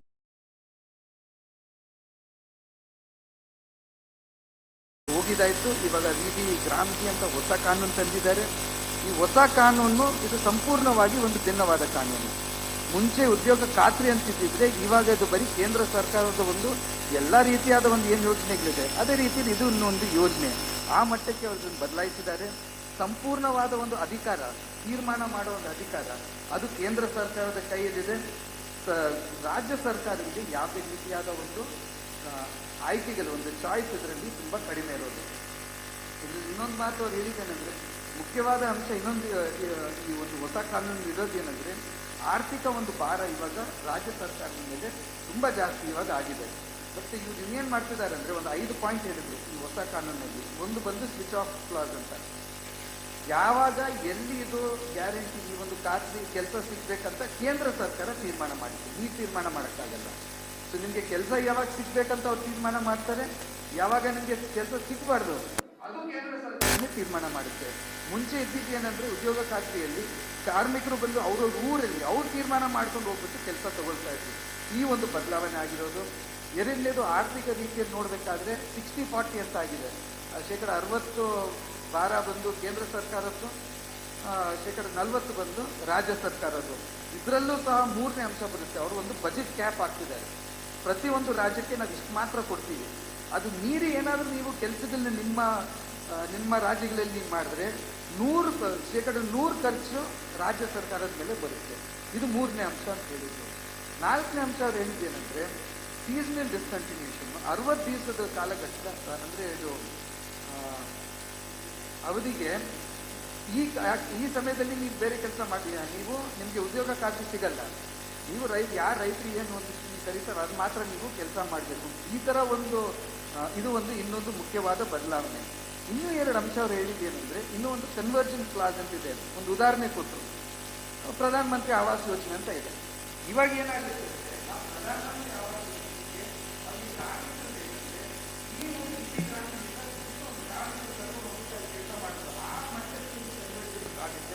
ಮುಂಚೆ ಏನು ನಿಮ್ಮ ಗ್ರಾಮದಲ್ಲಿ ನಿಮ್ಗೇನು ಕೆಲಸ ಬೇಕಾಗಿತ್ತು ಅಂತ ನೀವು ಮಾಡ್ಕೊಂಡಿದ್ರಿ, ಇವಾಗ ಅದೆಲ್ಲ ಹೋಗಿ ಕೇಂದ್ರ ಸರ್ಕಾರದ ಏನೇನು ಯೋಜನೆಗಳಿದೆ ಅದರ ಜೊತೆಗೆ ಒಂದು ಕನ್ವರ್ಜನ್ಸ್ ಆಗಿದೆ. ಮತ್ತು ಟೆಕ್ನಾಲಜಿಯ ಒಂದು ವಿಚಾರನೂ ಅವರು ಹೇಳೋದು. ಅವ್ರು ಇನ್ನೊಂದು ಮಾತು ಹೇಳಿದ್ದೇನೆಂದರೆ, ಒಟ್ಟಾರೆ ನಾವು ನೋಡಬೇಕಾದ್ರೆ ಕೇಂದ್ರ ಸರ್ಕಾರಕ್ಕೆ ಉದ್ಯೋಗ ಖಾತ್ರಿ ಕಾಯ್ದೆ ಅಂತೂ ಬೇಕೇ ಆಗಿರಲಿಲ್ಲ. ಆದರೆ ಅವ್ರಿಗೆ ಈ ವಿಧಿ ಗ್ರಾಮಿ ಕಾಯ್ದೆಯನ್ನು ಅಷ್ಟೇನು ಅವ್ರಿಗೆ ಪ್ರೀತಿ ಇಲ್ಲ. ಅವ್ರಿಗೆ ಈ ಥರ ಒಂದು ಉದ್ಯೋಗದ ಭದ್ರತೆ ಒಂದು ಗ್ರಾಮೀಣ ಪ್ರದೇಶಕ್ಕೆ ಕೊಡಬೇಕಂತ ಆಲೋಚನೆ ಅವ್ರಿಗೆ ಇಲ್ಲವೇ ಇಲ್ಲ.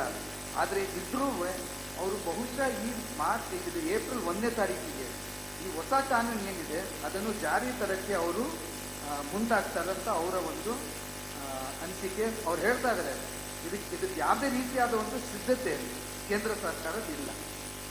ಹಣದ ವಿಚಾರ ಬಗ್ಗೆ, ಯಾವುದೇ ವಿಚಾರದ ಬಗ್ಗೆ ಅವ್ರಿಗೆ ಸಿದ್ಧತೆ ಇಲ್ಲ. ಇದ್ರೂ ಅವರು ಇದನ್ನು ಮುಂದುವರಿಸ್ತಾರೆ. ಮತ್ತು ಅವ್ರು ಏನು ಮಾಡ್ತಾರೆ ಅಂದರೆ, ಸಂಪೂರ್ಣ ಕಂಟ್ರೋಲ್ ಅವ್ರ ಕೈಲಿ ಇಟ್ಕೊಂಡು ಎಲ್ಲ ರೀತಿಯಾದ ಕ್ರೆಡಿಟ್ ಅವ್ರಿಗೆ ತಗೊಳ್ಳೋ ರೀತಿಯನ್ನು ಅವರು ಪ್ರಯತ್ನ ಮಾಡ್ತಾರೆ. ಅದಕ್ಕೆ ನಮ್ಮ ಮುಂದೆ ಇರೋದು 2 ದಾರಿ ಅಂತ ಅವ್ರು ಹೇಳಿದ್ರು.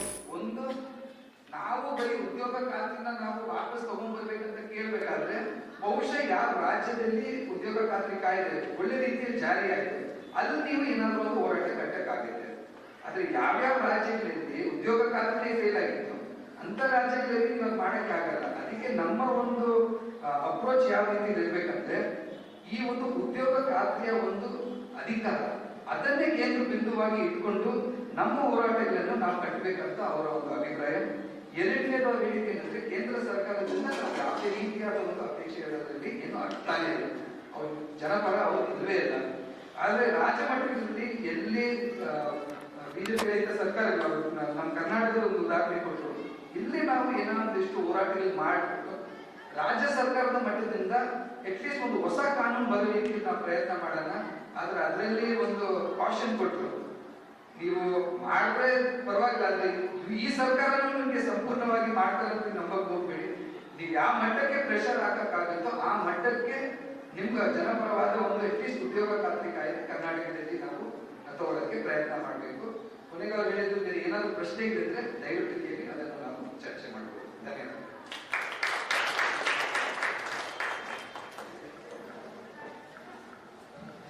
Payment procurement award, aside from daily payment, advertising, rejected payment, is non-payment. No payment. In the last 2 years, many workers have worked in Britain, they have not been paid because of technical problems with the NREGA, the National Mobile Management System.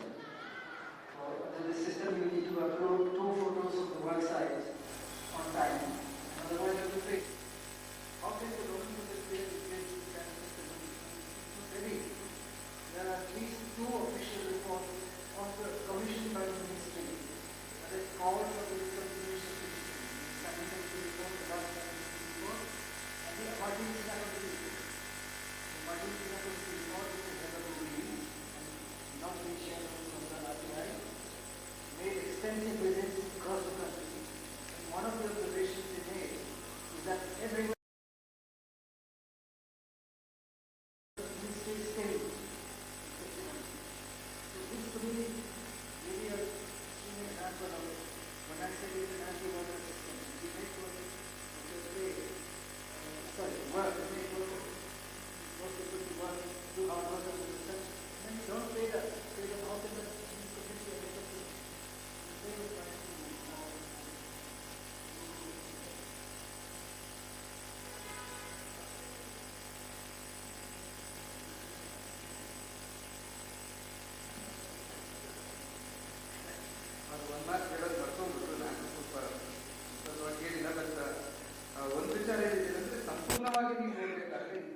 ಇತ್ತೀಚೆಗೆ ಇದು ಈ ಹೊಸ ಕಾನೂನು ಬರೋಕ್ಕಿಂತ ಮುಂಚೆ ಉದ್ಯೋಗ ಖಾತ್ರಿನ ಯಾವ ರೀತಿಯಲ್ಲಿ ಒಂದು ರೀತಿಯಲ್ಲಿ ಒಳ್ಳೆಯದೇ ಮಾಡಿದ್ರು. ಸಂಬಳ ಮತ್ತು NNS ಬಗ್ಗೆ ಮುಖಾಂತರ ಮಾಡಕ್ಕೆ ಹೇಳಿದ್ರು. ನೀವು ಒಂದು ಕಾರ್ಮಿಕ ವ್ಯವಸ್ಥೆ ಯೋಚನೆ ಮಾಡಿ, ಬಿಸಿಲಲ್ಲಿ ಕೆಲಸ ಮಾಡಿದ್ದಾರೆ, ದುಡ್ಕೊಂಡು ಕೆಲಸ ಮಾಡಿದ್ದಾರೆ, ಕಷ್ಟಪಟ್ಟು ಕೆಲಸ ಮಾಡಿದ್ದಾರೆ. ಆದ್ರೆ ಇವತ್ತಾಗಿ ಆ ಸಂದರ್ಭದಲ್ಲಿ ಆ ವ್ಯಕ್ತಿಗೆ ಸಂಬಳ ಅವ್ರಿಗೆ ಸಿಗತ್ತಂತ ಅವ್ರಿಗೆ ಯಾವುದೇ ರೀತಿಯಾದ ಗ್ಯಾರಂಟಿ ಇಲ್ಲ. ಮತ್ತೆ ಒಂದು ಸಮೀಕ್ಷೆ ನಡೀತು, ದೇಶವ್ಯಾಪಿ ಸಮೀಕ್ಷೆ ನಡೀತು. ಈ ಹೊಸ ಸಿಸ್ಟಮ್ ನೀವು ಏನ್ ತಂದಿದ್ದೀರಾ ಪೇಮೆಂಟ್ಗೆ ಉದ್ಯೋಗ ಖಾತ್ರಿಯಲ್ಲಿ ಇದು ಯಾರಿಗೂ ಒಪ್ಪಿಗೆ ಇಲ್ಲ. ಮತ್ತೆ ಇದು ಕೆಲಸಕ್ಕೆ ಬರ್ತಿರೋ ಒಂದು ವಿಚಾರದಲ್ಲಿ ಬದಲಾಯಿಸಬೇಕಂತ ಇದ್ರೂ ನಮ್ಮ ಕೇಂದ್ರ ಸರ್ಕಾರ ಯಾವುದೇ ಕಾರಣಕ್ಕೆ ಅದು ಬದಲಾಯಿಸಿಲ್ಲ, ಅದನ್ನೇ ಮುಂದುವರಿಸ್ಕೊಂಡು ಹೋಗಿದೆ. ಮತ್ತೆ ಸಮೀಕ್ಷೆ ರಿಪೋರ್ಟ್ ಅವ್ರು ಏನ್ ಹೇಳಿದ್ರು, ಇಲ್ಲಿವರೆಗೆ ಆ ಸಮೀಕ್ಷೆ ರಿಪೋರ್ಟ್ ನ ಬಿಡುಗಡೆ ಮಾಡಿದ್ರು.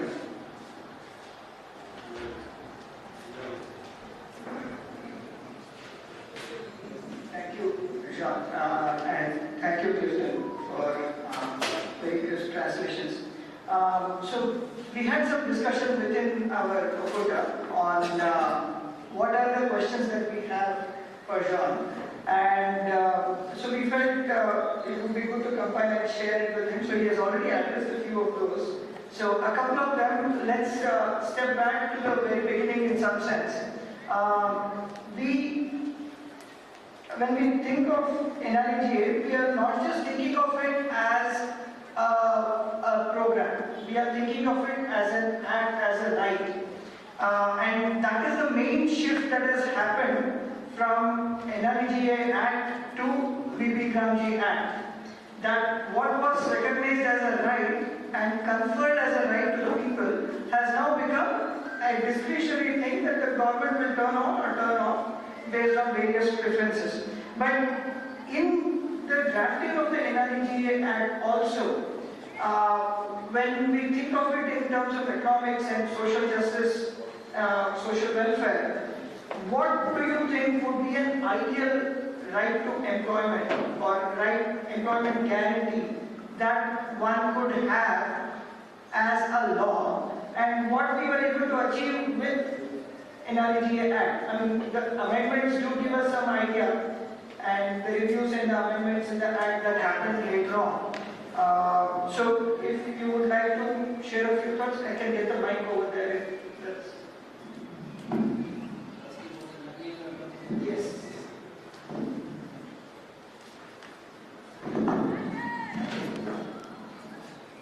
Yeah, so the way I see it is that the Employment Guarantee Act is a step towards the right to work. It's not the right to work.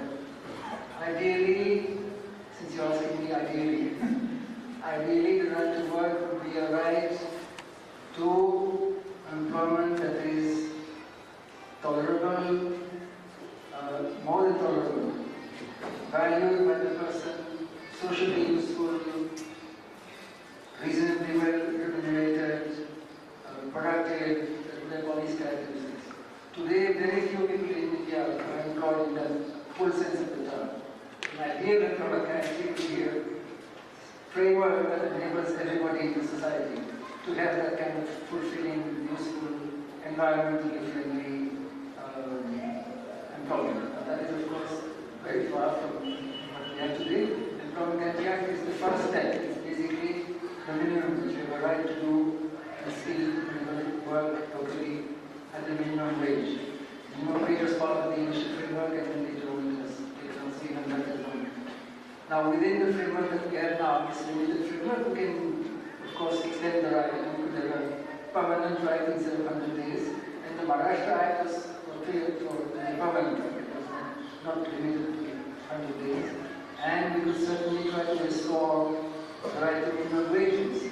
In fact, with this BBG Ramji, the government had every reason to reinstate minimum wages. Let me explain why. So for those who are not familiar, in the NREGA, the Rural Employment Act, the payment of wages is under Section 6, and in Section 6 there are two sections. One, 6.1, which says that workers will get the minimum wage applicable to agricultural laborers in the concerned state, and then 6.2, which says that,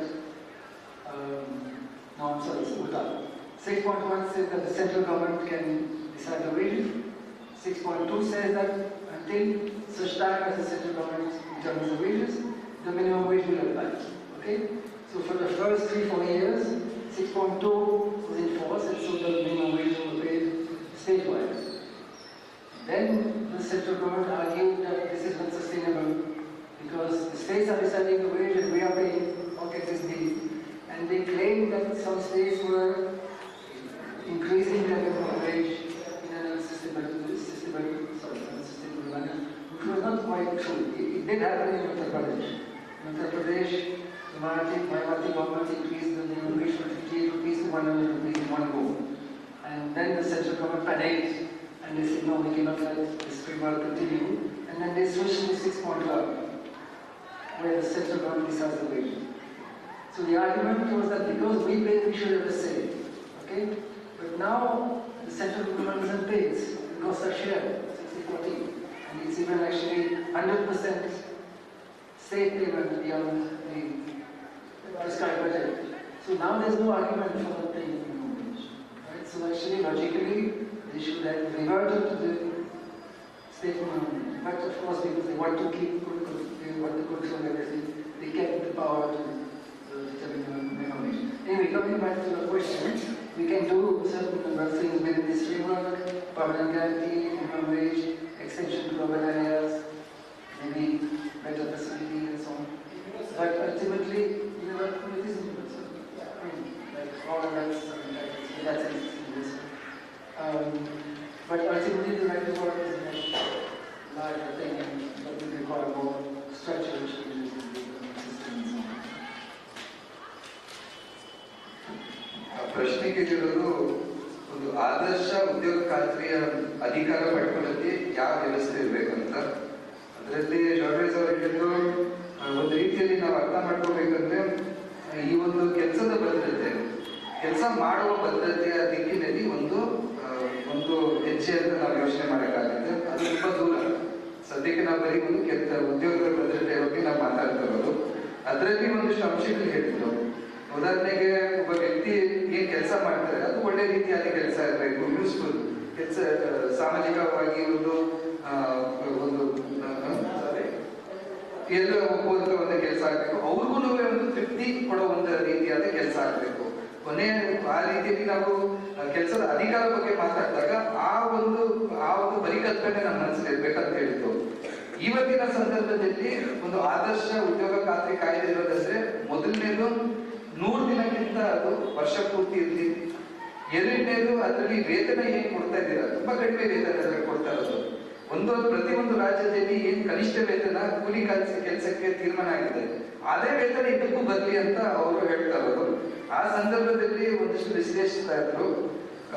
ಉದ್ಯೋಗ ಖಾತ್ರಿ ಬಂದಾಗ ಮೊದಲನೇ 6 ವರ್ಷಕ್ಕೆ ಪ್ರತಿ ರಾಜ್ಯದಲ್ಲಿ ಕೂಲಿ ಕೆಲಸ ಏನು ಕೃಷಿ ಕೂಲಿ ಕಾರ್ಮಿಕರಿಗೆ ಏನೊಂದು ಕನಿಷ್ಠ ವೇತನ ಮೀಸಲಿಟ್ಟಿತ್ತು ಅದೇ ಅವ್ರಿಗೆ ಸಿಗ್ತಿತ್ತು.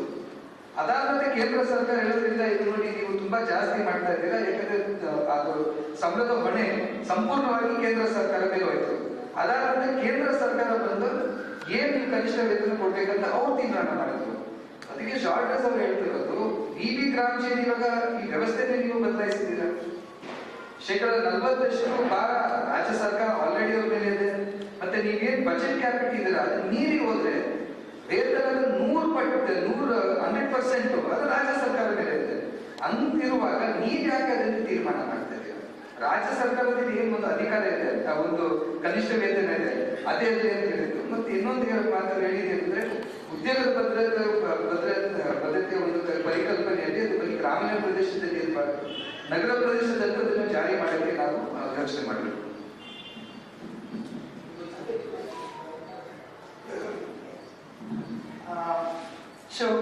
Thank you. Just coming from the ideal to the real, especially the thorny issue of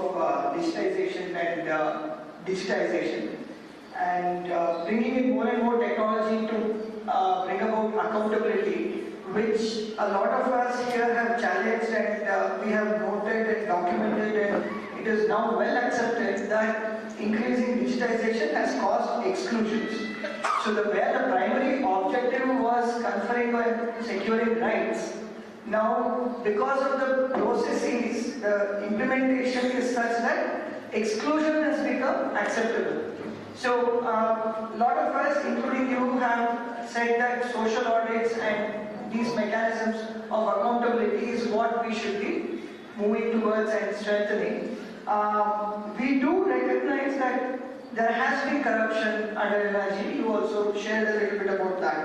So what would be the changes in social audit processes? And how do you see, of course, Gramji doesn't do anything on that side. In fact, it further increases the digitization and concentration of decision making. So how do you see, or what would be the steps that you would want to see implemented or brought about where social audit is strengthened and social accountability is increased?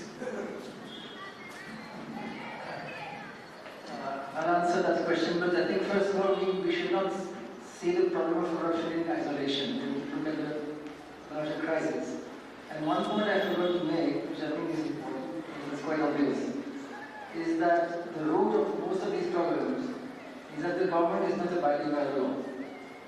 All the problems I mentioned reflect the failure of the government to observe the prescriptions of the law.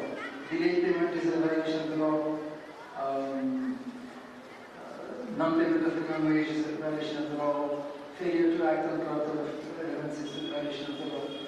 So this comes back to this issue of who is going to make the government accountable. How do we make sure that the state abides by the law? If the government implemented NREGA as per the law, including government allowance, compensation for the payments and all that, most of these problems will disappear, including corruption. Now, to be more specific on corruption, first of all, I feel it's not a simple issue. It requires a lot of deliberation, as I mentioned earlier. But for myself, I would say that if you take 3 steps, you can deal with most of the problem. One is pay wages on time, and raise the wages also if possible, revive the interest of the workers. That is, I think, the most important step. Important in any case, but also important from the point of view of reducing corruption, because then it will help them to exit that nexus of corruption and go back to work. Second is revive the social audits and fund the social audits, because the central government has been defunding social audits, which again is a violation of the law in the last few years. So, pay on time, revive the social audits, and most important, take action on corrupt elements, or at least some of them. Even if you catch 50 contractors in Karnataka and Central, I'm sure this will have a dramatic impact. But that doesn't happen. And this is a political issue. This is because the contractors are protected by the political parts. At least in Jharkhand, this is very clear. Recently, we had a meeting with the NREGA commissioners in Jhansi, and we were telling them, why don't you catch a few contractors, we give you their names, we give you the evidence, take action. And he said, if I take strict action, then the same day I will be transferred. Now, it may or may not be true, maybe he's a coward, that's possible. But there's some truth in this. It is really a issue. So, I think, so it's not that corruption cannot be eliminated, but it requires taking some firm steps, and it requires the political will to do it. So everything comes back to this issue of how to issue the government advice by the law and how to keep the government. ಪ್ರಶ್ನೆಗಳಿರುವುದು ಒಂದು ಉದ್ಯೋಗ ಖಾತ್ರಿಯಲ್ಲಿ ಭ್ರಷ್ಟಾಚಾರ ಇದೆ, ನಾವೆಲ್ಲರೂ ಒಪ್ಕೊಳ್ತೀವಿ, ಅದನ್ನು ಯಾವ ರೀತಿ ತಡೆ ಹಾಕೋದು, ಮತ್ತೆ ಆ ಸಂದರ್ಭದಲ್ಲಿ ಸಾಮಾಜಿಕ ಲೆಕ್ಕ ಪರಿಶೋಧನೆ ಇದು ಯಾವ ರೀತಿಯಲ್ಲಿ ಬಲಪಡಿಸ್ಬೋದಂತ. ಅದಕ್ಕೆ ಜಾರ್ಜ್ ಅವರು ಹೇಳಿದ್ದು, ಮೊದಲನೇದಾಗಿ ಈ ಭ್ರಷ್ಟಾಚಾರ ಅಂತ ನಾವು ಏನ್ ಹೇಳ್ತಾ ಇದೀವಿ ಅದನ್ನು ಪ್ರತ್ಯೇಕವಾಗಿ ನೀವು ನೋಡಕ್ಕಾಗಲ್ಲ. ಈ ಸಂಪೂರ್ಣವಾಗಿ ವ್ಯವಸ್ಥೆ ಒಳಗಡೆ ಯಾವ ರೀತಿ ಅದಕ್ಕೆ ಅಂತ ಒಂದು ದಾರಿ ಮಾಡಿಕೊಡ್ತಿದೆ, ಅದು ನಾವು ಅರ್ಥ ಮಾಡ್ಕೋಬೇಕು. ಅದ್ರಲ್ಲಿ ಮುಂದೆ ಹೋಗ್ತಾ ಹೇಳಿದ್ದು, ಒಟ್ಟಾರೆ ನಾವು ಅರ್ಥ ಮಾಡ್ಕೋಬೇಕಂದ್ರೆ ಈ ಸಮಸ್ಯೆಗಳಿಗೆ ಮೂಲ ಕಾರಣ ಏನು? ಮೂಲ ಕಾರಣ ಇರೋದು ಸರ್ಕಾರ ಬಂದು ಕಾನೂನಿನ ಪಾಲನೆ ಮಾಡ್ತಾ ಇಲ್ಲ. ಒಂದು ವೇಳೆ ಸರ್ಕಾರ ಬಂದು ಉದ್ಯೋಗ ಖಾತ್ರಿ ಕಾಯ್ದೆ ಇದ್ರು, ಸಂಪೂರ್ಣವಾಗಿ ಅವರು ಅದನ್ನು ಪಾಲನೆ ಮಾಡಿದ್ರು. ಸಮಯಕ್ಕೆ ಕೆಲಸ ಕೊಡೋದು, ಸಮಯಕ್ಕೆ ವೇತನ ಬಿಡುಗಡೆ ಮಾಡೋದು, ಅವೆಲ್ಲ ಮಾಡ್ಕೊಂಡು ಹೋಗಿದ್ದಿದ್ರೆ ಬೇರೆ ಏನು ಸಮಸ್ಯೆನೇ ಬರ್ತಾ ಇರಲಿಲ್ಲ. ಅದನ್ನು ನಾವು ಅರ್ಥ ಮಾಡ್ಕೋಬೇಕಂತ ಹೇಳಿದ್ರು. ಮೂರನೇ ಅಂಶ ಹೇಳಿದ್ದು, ಆಯ್ತು ಇವಾಗ ನನ್ನಲ್ಲಿ ಕೇಳಿದ್ರೆ ಮೂರು ಮುಖ್ಯವಾದ ಒಂದಿಷ್ಟು ವಿಚಾರದಲ್ಲಿ ಏನಾದ್ರು ಮಾಡಿದ್ರೆ ಈ ಒಂದು ಭ್ರಷ್ಟಾಚಾರ ನಾವು ತಡೆಯೋಕ್ಕಾಗುತ್ತೆ. ಮೊದಲನೇದಾಗಿ ವೇತನ ಏನಿದೆಯೋ ಅದು ಜಾಸ್ತಿ ಮಾಡಿ ಸಮಯಕ್ಕೆ ಕಾರ್ಮಿಕರಿಗೆ ಸಿಗೋ ರೀತಿಯಲ್ಲಿ ಮಾಡಬೇಕು. ಎರಡನೇದು ಈ ಸಾಮಾಜಿಕ ಲೆಕ್ಕ ಪರಿಶೋಧನೆ ಇದೆ, ಅದೇನಿದೆಯೋ ಅದು ನಿರಂತರವಾಗಿ ನಡೀಲಿ, ಮತ್ತೆ ಅದಕ್ಕೆ ಅಗತ್ಯವಾದ ಬಜೆಟ್ ಏನಿದೆ ಅದು ನೀವು ಬಿಡುಗಡೆ ಮಾಡಬೇಕು. ಮತ್ತೆ ಮೂರನೇದು ಯಾರು ಭ್ರಷ್ಟ ಕಾಂಟ್ರಾಕ್ಟರ್ಸ್ ಇದ್ದಾರೆ, ಅಧಿಕಾರಿಗಳಿದ್ದಾರೆ, ಒಂದಿಷ್ಟು ಜನ ಅದು ನೀವು ಜೈಲಿಸಿ ಅವ್ರ ಮೇಲೆ ಕ್ರಮ ತಗೊಳ್ಳಿ. ಅದು ಮಾಡಿದ್ರೆ ಅದು ದೊಡ್ಡ ರೀತಿಯಲ್ಲಿ ಎಫೆಕ್ಟ್ ಆಗುತ್ತೆ. ಅವ್ರು ಜಾರ್ಖಂಡ್ ಒಂದು ಉದಾಹರಣೆ ಕೊಟ್ಟು, ಮೊನ್ನೆನೇ ಏನೋ ಒಂದು ಚರ್ಚೆ ನಡೀತಂದ್ರೆ ಅಲ್ಲಿ DC ಜೊತೆಗೆ, DC ಅವ್ರು ಹೇಳಿದ್ರು, ನೋಡಿ ಇಷ್ಟೆಲ್ಲ ನಾನು ಹೆಸರು ಕೊಡ್ತಾ ಇದ್ದೀನಿ, ಇವ್ರ ಮೇಲೆ ನೀವು ಆಕ್ಷನ್ ತಗೊಳ್ಳಿ ಅಂತ. DC ಏನ್ ಹೇಳ್ತಾರೆ, ಇಲ್ಲಪ್ಪ ನಾನು ಏನಾದ್ರು ಆಕ್ಷನ್ ತಗೊಂಡ್ರೆ ನಾಳೆನೇ ನನ್ನನ್ನು ಇಲ್ಲಿಂದ ವರ್ಗಾವಣೆ ಮಾಡ್ತಾರೆ. ಯಾಕಂದ್ರೆ ಇಲ್ಲಿ ಒಂದು ನೆಕ್ಸಸ್ ರಾಜಕೀಯ ಒತ್ತಡಗಳಿದೆ, ರಾಜಕೀಯ ಶಕ್ತಿಗಳು ಅದರಲ್ಲಿ ಸೇರ್ಕೊಂಡಿದ್ದಾರೆ. ಅದು ಸತ್ಯನೂ ಇರ್ಬೋದು, ಅವರ ಒಂದು ವೈಫಲ್ಯನೂ ಇರ್ಬೋದು. ಬಟ್ ಈ ಭ್ರಷ್ಟಾಚಾರ ತಡೆಯಾಗಬೇಕಂದ್ರೆ ಈ ಮೂರು ಕ್ರಮಗಳನ್ನು ತಗೋಬಹುದು.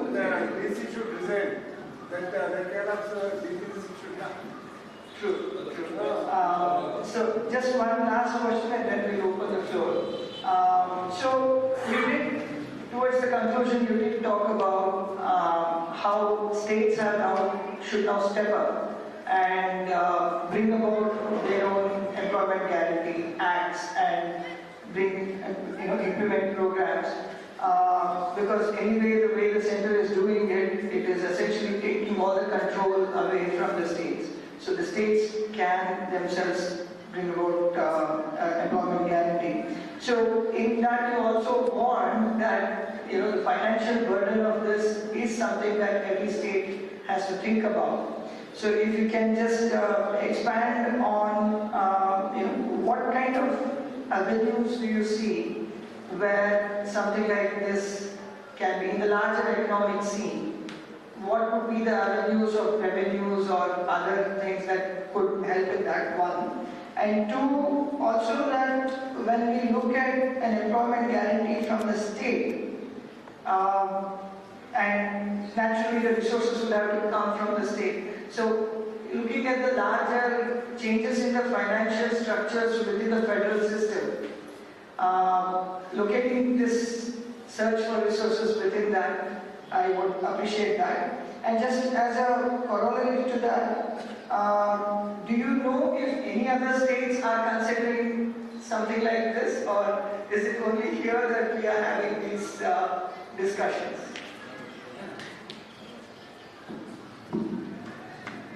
I know that in Jharkhand there is some discussion of state employment guarantee act, but for Jharkhand it's not so easy to do it quickly because they really don't have much money. It's much easier for Karnataka. I'm sure it's also being discussed in some other states. I think Karnataka should take the initiative. Draft the state act, with all the safeguards that we would like to see, and then put it in the public domain and take it to the government and make it into a campaign, and I'm sure it can happen. About the financial, I don't think financial requirements are the main issue. I think that is a question of timing. See, I think you're getting 6,000 crores or something now from the central government. Okay? You are spending something like 30,000 crores on the Guru Lakshmi scheme. And now how did the Guru Lakshmi scheme happen? 30,000 crores, you must have a budget of about 3-4 lakh crores. See, the margin, the extra margin, doesn't come so much from levying new taxes and so on. Although that can be done, like property taxes, increase professional taxes. And there are some taxes for the state governments still controlled despite centralization tax revenue. The main margin comes from the growth of the total budget. Because when the economy is growing at 7% per year, 7% of budget of 4 lakhs, 28,000 crores. Okay, so every year 28,000 crores roughly of new revenue you get in most of the budget. I think it's from that margin that they've been able to squeeze this huge growth program. In a similar way, within 1 or 2 years, the government could easily squeeze from guarantee act if they want to. They may not be able to do it within 1 year, but I think within the 2 years it's very feasible. So I think take the initiative. And Karnataka is well placed because firstly it has richer than most of the states. It has parliament that decentralized the area that is opposing Ramji. And it has a relatively active Panchayati Raj institution. It's a big asset. So this is the place, it's one of the places where they have now. ಪ್ರಶ್ನೆ ಕೇಳಿರೋದು ಸದ್ಯಕ್ಕೆ ನೀವು ಮಾತಾಡ್ತಾ ಒಂದು ವಿಚಾರ ಹೇಳಿದ್ರಿ V Ramji ಇವಾಗ ಬಂದಿದೆ. ಇಂಥ ಸಂದರ್ಭದಲ್ಲಿ ರಾಜ್ಯ ಸರ್ಕಾರಗಳು ತಮ್ಮ ಒಂದು ಹೊಣೆನ ಇವತ್ತು ಅವರು ಪೂರೈಸಬೇಕಾಗುತ್ತೆ. ಅವರು ಒಂದು ತಂದೆ ಒಂದು ಕಾನೂನು ತರಬೇಕಂತ ಇದು ಮಾಡಬೇಕಾದ್ರೆ ಅದಕ್ಕೆ ಬೇಕಾಗಿರೋ ಒಂದು ಆರ್ಥಿಕ ಏನೊಂದು ಹೊರೆ ಬರುತ್ತೆ ಅದು ಯಾವ ರೀತಿಯಲ್ಲಿ ಪೂರೈಸಬೇಕಾಗುತ್ತೆ ಈ ವಿಚಾರ. ಅದಕ್ಕೆ ಜಾನ್ರೇಜ್ ಅವರು ಹೇಳಿದ್ರು ಜಾರ್ಖಂಡ್ ಸದ್ಯಕ್ಕೆ ಬಹುಶಃ ಒಂದು ಅವ್ರದೇ ಒಂದು ರಾಜ್ಯ ಮಟ್ಟದ ಒಂದು ಕಾನೂನು ತರಬೇಕಂತ ಒಂದು ಮಾತುಕತೆ ನಡೀತಾ ಇದೆ. ಆದ್ರೆ ಅದು ಆಗ್ಬೋದು ಆಗದೇ ಇರ್ಬೋದು, ಯಾಕಂದ್ರೆ ಅಲ್ಲಿ ಹಣದ ಒಂದು ದೊಡ್ಡ ರೀತಿಯಲ್ಲಿ ಆರ್ಥಿಕ ಒಂದು ದೊಡ್ಡ ರೀತಿಯಲ್ಲಿ ಒತ್ತಡ ಇದೆ. ಕರ್ನಾಟಕದಲ್ಲಿ ಒಂದು ಒಳ್ಳೆ ಆಕ್ಚುಲಿ ಒಂದು ಎನ್ವೈರನ್ಮೆಂಟ್ ಇರೋದು ಈ ಒಂದು ರಾಜ್ಯ ಮಟ್ಟದ ಕಾನೂನಿಗೆ. ಅವರ ಸಲಹೆ ಇರೋದು ನೀವೇ ಕೂತ್ಕೊಂಡು ಒಂದು ಕಾನೂನು ರೆಡಿ ಮಾಡಿ ನಾವು ಯಾವ ರೀತಿಯಲ್ಲಿ ಒಂದು ಹೊಲ ಕಾನೂನು ಬರ್ಬೇಕಂತ ನಮ್ಮ ಮನಸ್ಸಲ್ಲಿದೆ, ಅದನ್ನ ತಯಾರಿ ಮಾಡಿ ಅದನ್ನ ಇಟ್ಕೊಂಡು ನಾವು ಸರ್ಕಾರದ ಹತ್ರ ಮಾತಾಡಿಕೊಂಡು ಒಂದಿಷ್ಟು ಒಂದು ಕ್ಯಾಂಪೇನ್ ತರ ನಾವು ಏನಾದ್ರು ಮಾಡಿದ್ರೆ ಸರ್ಕಾರ ಮೇಲೆ ಒತ್ತಡ ತಂದು ಅದನ್ನು ನಾವು ಜಾರಿ ಮಾಡಿಸಕ್ಕೆ ಯಶಸ್ವಿ ಆಗ್ಬೋದು. ಆರ್ಥಿಕತೆ ವಿಚಾರಕ್ಕೆ ಬಂದಾಗ ಅದಕ್ಕೆ ಫೈನಾನ್ಸ್ ಎಲ್ಲಿಂದ ಬರುತ್ತಂದ್ರೆ ಅವ್ರು ಹೇಳಿದ್ರು ಸದ್ಯಕ್ಕೆ ಕೇಂದ್ರ ಸರ್ಕಾರದಿಂದ 6,000 ಕೋಟಿ ಬರ್ತಾ ಇರೋದು ಈ ಉದ್ಯೋಗ ಖಾತ್ರಿಗೆ. ಆದ್ರೆ ಅದೇ ಸಂದರ್ಭದಲ್ಲಿ 30,000 ಕೋಟಿ ಗೃಹಲಕ್ಷ್ಮಿಗೆ ಸರ್ಕಾರ ಪ್ರತಿ ವರ್ಷ ಖರ್ಚು ಮಾಡ್ತಾ ಇದ್ದಾರೆ. ಅದಕ್ಕೆ ಬಜೆಟ್ ಅಲ್ಲಿ ಏನೊಂದು ಒಂದು ವ್ಯವಸ್ಥೆ ಮಾಡ್ಬೇಕಾಗ್ತದೆ ಅವ್ರು ಮಾಡ್ಕೊಂಡು ಹೋದ್ರು. ಇನ್ನೊಂದು ವಿಚಾರ ಅವ್ರು ಹೇಳಿದ್ದೇನೆ ಅಂದ್ರೆ ನೀವು ನಿಮ್ಮ ರಾಜ್ಯದ ಒಂದು ಬಜೆಟ್ ಕೊಡಿ, ಅದು 3-4 ಲಕ್ಷ ಚಿಕ್ಕ ಬಜೆಟ್ ಏನಿಲ್ಲ. ಮತ್ತೆ ಪ್ರತಿ ವರ್ಷ ಒಂದು ಗ್ರೋತ್ ರೇಟ್ ಒಂದು 7% ಅಂತ ನೀವಿಟ್ರೆ ಅದು ಒಂದು 28,000 ಲಕ್ಷ ನಿಮಗೆ ಪ್ರತಿ ವರ್ಷ ಜಾಸ್ತಿ ಆಗ್ತಾ ಹೋಗುತ್ತೆ. ಸೊ ಈ ಒಂದು ಮಾರ್ಜಿನ್ಸ್ ಅಲ್ಲಿ ಏನಾದ್ರು ನಾವು ಹುಡ್ಕೋಕ್ ಹೋದ್ರೆ ಡೆಫಿನೆಟ್ ಆಗಿ ನಮಗೆ ಈ ಒಂದು ಆರ್ಥಿಕ ಒಂದು ಫೈನಾನ್ಸ್ ರೆಡಿ ಮಾಡೋದ್ರಲ್ಲಿ ಏನೋ ಒಂದು ಸಮಸ್ಯೆ ಆಗಬಾರ್ದು ಅಂತ ಹೇಳಿದ್ರು. ಲಾಸ್ಟ್ ತನಕ ಅವ್ರು ಹೇಳಿದ್ರು ನೋಡಿ, ಕರ್ನಾಟಕ ಬಂದು ಬೇರೆ ರಾಜ್ಯಕ್ಕೆ ನೀವು ಹೋಲಿಸಿದ್ರೆ ಅದು ಒಂದು ರಿಚ್ ರಾಜ್ಯ, ಇಲ್ಲಿ ಹಣ ಶ್ರೀಮಂತ ಒಂದು ರಾಜ್ಯ ಅಂತ ಅವ್ರು ಹೇಳ್ತಾ ಇರೋದು. ಒಂದೊಂದ್ಸತಿ ನಾವು ನೋಡಿದ್ರೆ ಒಂದು ಅರ್ಥ ಇಲ್ಲ.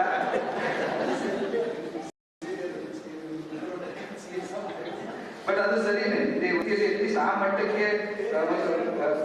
ಇನ್ನೊಂದು ಹೇಳಿದ್ದೇನೆ ಅಂದ್ರೆ, ಇಲ್ಲಿ ರಾಜ್ಯ ಸರ್ಕಾರನೇ ನಿಮಿಗ್ರಾಂಚಿನ ವಿರೋಧ ಮಾಡಿದ್ದಾರೆ, ಅದು ತುಂಬಾ ಮುಖ್ಯವಾದ ಒಂದು ವಿಚಾರ. ಮತ್ತೆ ಇಲ್ಲಿ ಪಂಚಾಯತಿ ರಾಜ್ ಏನು ಒಂದು ವ್ಯವಸ್ಥೆ ಇದೆ, ಒಂದು ರೀತಿಯಲ್ಲಿ ಅದು ಅನುಷ್ಠಾನಗೊಳಿಸಿದೆ. ಸೊ ಆ ಸಂದರ್ಭದಲ್ಲಿ ನಾವು ರಾಜ್ಯ ಸರ್ಕಾರ ಹತ್ರ ಒಂದಷ್ಟು ಮಾತುಕತೆ ಮಾಡಿಬಿಟ್ಟು ಈ ಒಂದು ರಾಜ್ಯ ಮಟ್ಟದ ಕಾನೂನು ಮಾಡಬೇಕಂತ ಹೇಳಿ. Thank you. So, if I want to interpret your words, it's not really the economics, it's the political momentum that we need to build, one. And two, I think this is also very important, and this is one of the motivations for this Okuta to come together also, that it's not just about the government bringing it, but rather the people demanding what they want of this, which is what happened in the union government as well when the original NREGA came about. There was a groundswell of people who came together and put together a draft, campaigned for it and pushed it. Thank you, Jean. We have only one mic here, so please requesting everyone, there are a lot of people, please directly get to the question, no backgrounds please. Kindly excuse me for exercising that. ಪ್ರತ್ಯಕ್ಷ ಸಾಕ್ಷಿಗಳಾಗಿದ್ದಾರೆ. 1980ರ ಸುವರ್ಣ ಯುಗ ಪಂಚಾಯತ್ ರಾಜ್ ವ್ಯವಸ್ಥೆ ಸುವರ್ಣ ಯುಗದಾಗ 2 programme, NREGA ಮತ್ತು RNEGA, national rural employment programme, implemented from October 1980. 50-50 cost sharing between central government. In 1983, August 15, RNEGA, Rural Land-Based Employment Guarantee Program, is 100 days guarantee program, 100% cost more with central government. In 1989, first it became Jawahar Roshar Yojana, 80-20 cost. And this should have an empowered panchayat raj system. How can we ensure success of these guarantee programs? Nadeem Saab panchayat raj व्यवस्थे ಮೊದಲ ತಲೆಮಾರಿನ ಸದಸ್ಯರು ಅಧ್ಯಕ್ಷ ಉಪಾಧ್ಯಕ್ಷ, they have so much power. ಅಧ್ಯಕ್ಷ could write the CRD, chief secretary. The district officer, panchayat raj officer was known as chief secretary, not CEO. That was an empowered panchayat. And Gram Sabha was the ultimate glory of Nadeem Saab panchayat raj. Where are Gram Sabha now? Gram panchayat members have become pawns in the hand of MLAs and local leaders. ಇಡೀ ಗ್ರಾಮ ಪಂಚಾಯತ್ ಅಧಿಕಾರ ವ್ಯವಸ್ಥೆಯನ್ನು ನಾವು ದುರ್ಬಲಗೊಳಿಸಬೇಕು. ಮನರೇಗ ಅಷ್ಟೇ, ಇಡೀ ಗ್ರಾಮ ಈಗ ಮಾತಾಡ್ತಾರೆ. ಇಡೀ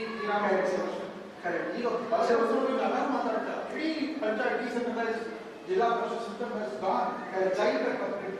ಯಾವ ಅಧಿಕಾರ ಇಲ್ಲ, ಅವ್ರ ಅಧಿಕಾರವಾಗಿ ಕೂಡ ಶಾಶ್ವತವಾಗಿಲ್ಲ. ಪಂಚಾಯತ್ 6 ತಿಂಗಳಿಂದ ಅಧ್ಯಕ್ಷ ಉಪಾಧ್ಯಕ್ಷ ಕೆಲಸ, 10 ತಿಂಗಳು ಉದ್ಯೋಗ ಬರೀ ಭವಿಷ್ಯ.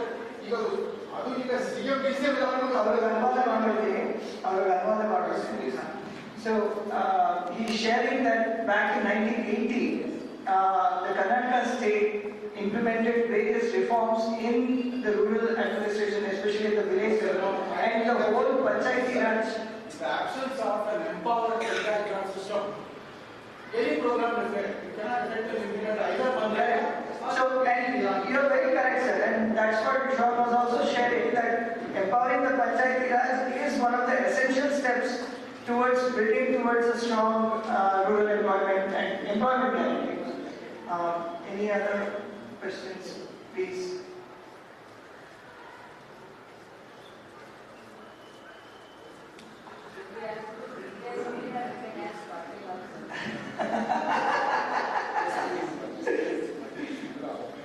Please feel free to ask. Anybody here can answer.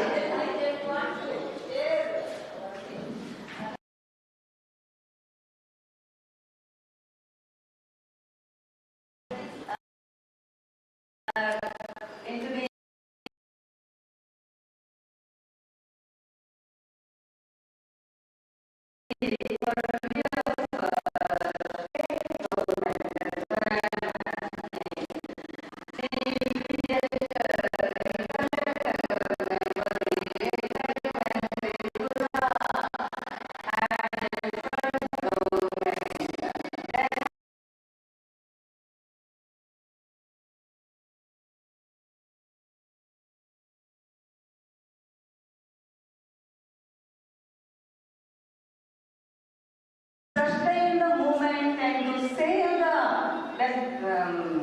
specifically rural poor, who are really benefited with NREGA. So to do something, is there any plan by the Karnataka State for since you are the deputy chairperson of planning commission? I just wanted to know.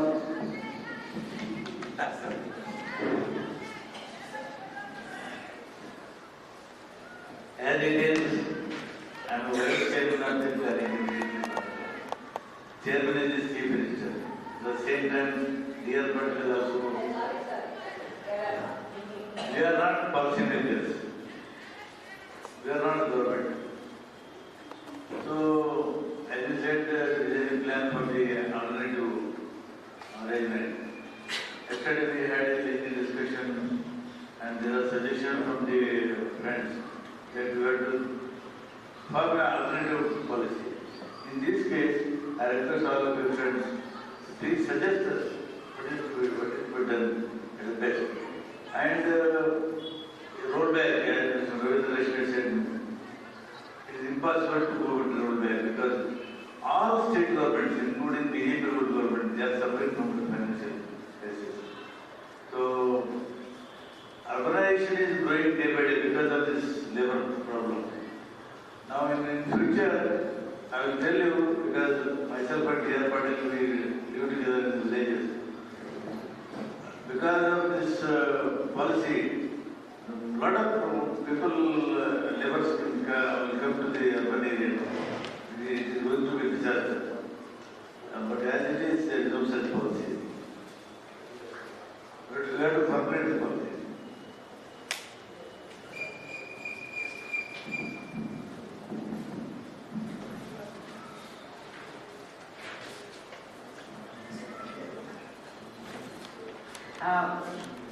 I'll ask in English.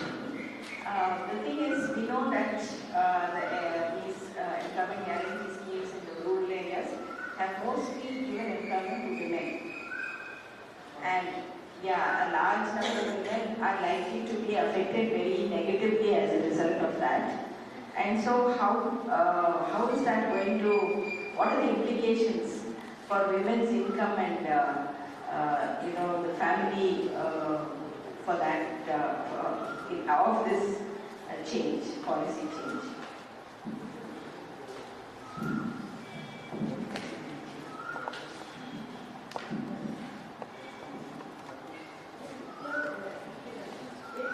I think there are some women from Krakow, maybe we can ask them to speak.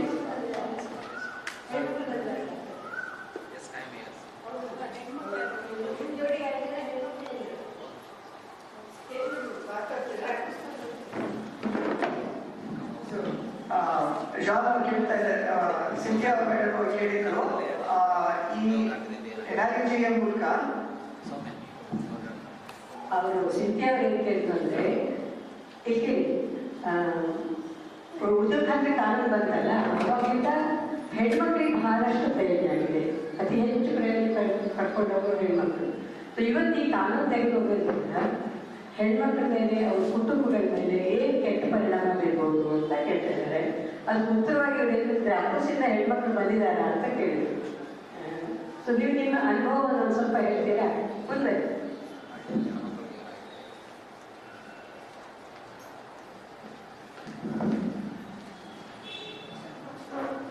ಎಲ್ಲರೂ ನಮಸ್ಕಾರ. ನನ್ನ ಹೆಸರು ಅಕ್ಕಮದೇವ್ ಅಂತೇಳಿ practice ಬಂದಿದ್ದೀವಿ. ಹಳ್ಳಿ ಮಟ್ಟದಲ್ಲಿ ದಾರಿದಕ್ಕೆ ಮಹಿಳೆಯರು ತುಂಬ ಜನ ಭಾಗವಹಿಸ್ತಾ ಇದ್ದಾರೆ. ಆದರೆ ಅತಿ ಹೆಚ್ಚು ಹಳ್ಳಿ ಮಟ್ಟದಲ್ಲಿ ಚೆನ್ನಾಗಿ ಕೆಲಸ ಮಾಡ್ಕೊಂಡು ಹೋಗ್ತಾ ಇದ್ದಾರೆ. ಆದರೆ ಸಿಟಿಯಲ್ಲಿ ಹೋಗಿ ಈ ಥರ ಜೀವನ ಆಗಲ್ಲ. ಹಳ್ಳಿ ಮಟ್ಟದಲ್ಲಿ ಆದರೆ ಚೆನ್ನಾಗಿ ಬಾಡಿಗೆ ಕಟ್ಕೊಂತ ಓದೋ ಮಕ್ಕಳಿಗೆ ಈ ಉದ್ಯೋಗ ಖಾತ್ರಿಯಿಂದ ತುಂಬ ಪ್ರಯೋಜನ ಆಗೈತಿ. ಓದೋ ಮಕ್ಕಳಿಗೆ ಬುಕ್ಸ್ ಕೊಡಿಸೋದು, ಬ್ಯಾಗ್ ಕೊಡಿಸೋದು, ಬಾಡಿಗೆ ಮನೆಗೆ ಹಣ ಕಟ್ಟೋಕೆ ಇರ್ಬೋದು. ಎಷ್ಟೋ ಜನ ಗಂಡು ಮಕ್ಕಳು ಕುಡಿದು ಬಂದು ಬೀದಿಗೆ ಬೀಳ್ತಾ ಇರ್ತಾರೆ. ಜೀವನ ನಡೆಸೋಕೆ ತುಂಬ ಕಷ್ಟ ಆಗ್ತದೆ. ಆದರೆ ಹೆಣ್ಮಕ್ಳು ದುಡಿದು ಮಕ್ಕಳನ್ನ ಜೀವನ ಸಂಸಾರನ ನಡೆಸ್ತಾ ಇದ್ದಾರೆ. ಇದು ನಮ್ಮ ಹಕ್ಕು, ನಾವು ತಗೋಬೇಕು ಅಂತೇಳಿ ತುಂಬ ಜನ ಮಹಿಳೆಯರು ಹೊರಗಡೆ ಬಂದು ದುಡ್ಕೊಂಡಿರ್ತಾ ಇದ್ದಾರೆ. ಇಂಥ ಒಳ್ಳೆ ನರಗೆ ಇರೋದು ಈಗ ಮತ್ತೆ ಈ ಥರ PG ಗ್ರಾಮ ಬಂದಿರೋದ್ರಿಂದ ಸ್ವಲ್ಪ ಸಮಸ್ಯೆ ಆಗ್ತದೆ. ಧನ್ಯವಾದಗಳು. Any other questions?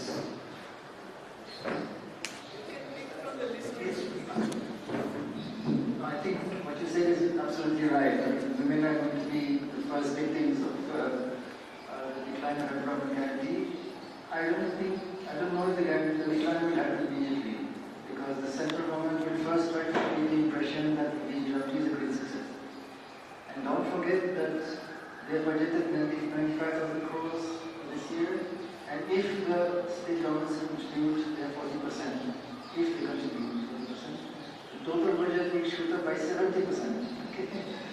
So we don't know what they are planning. We don't know whether they have a plan.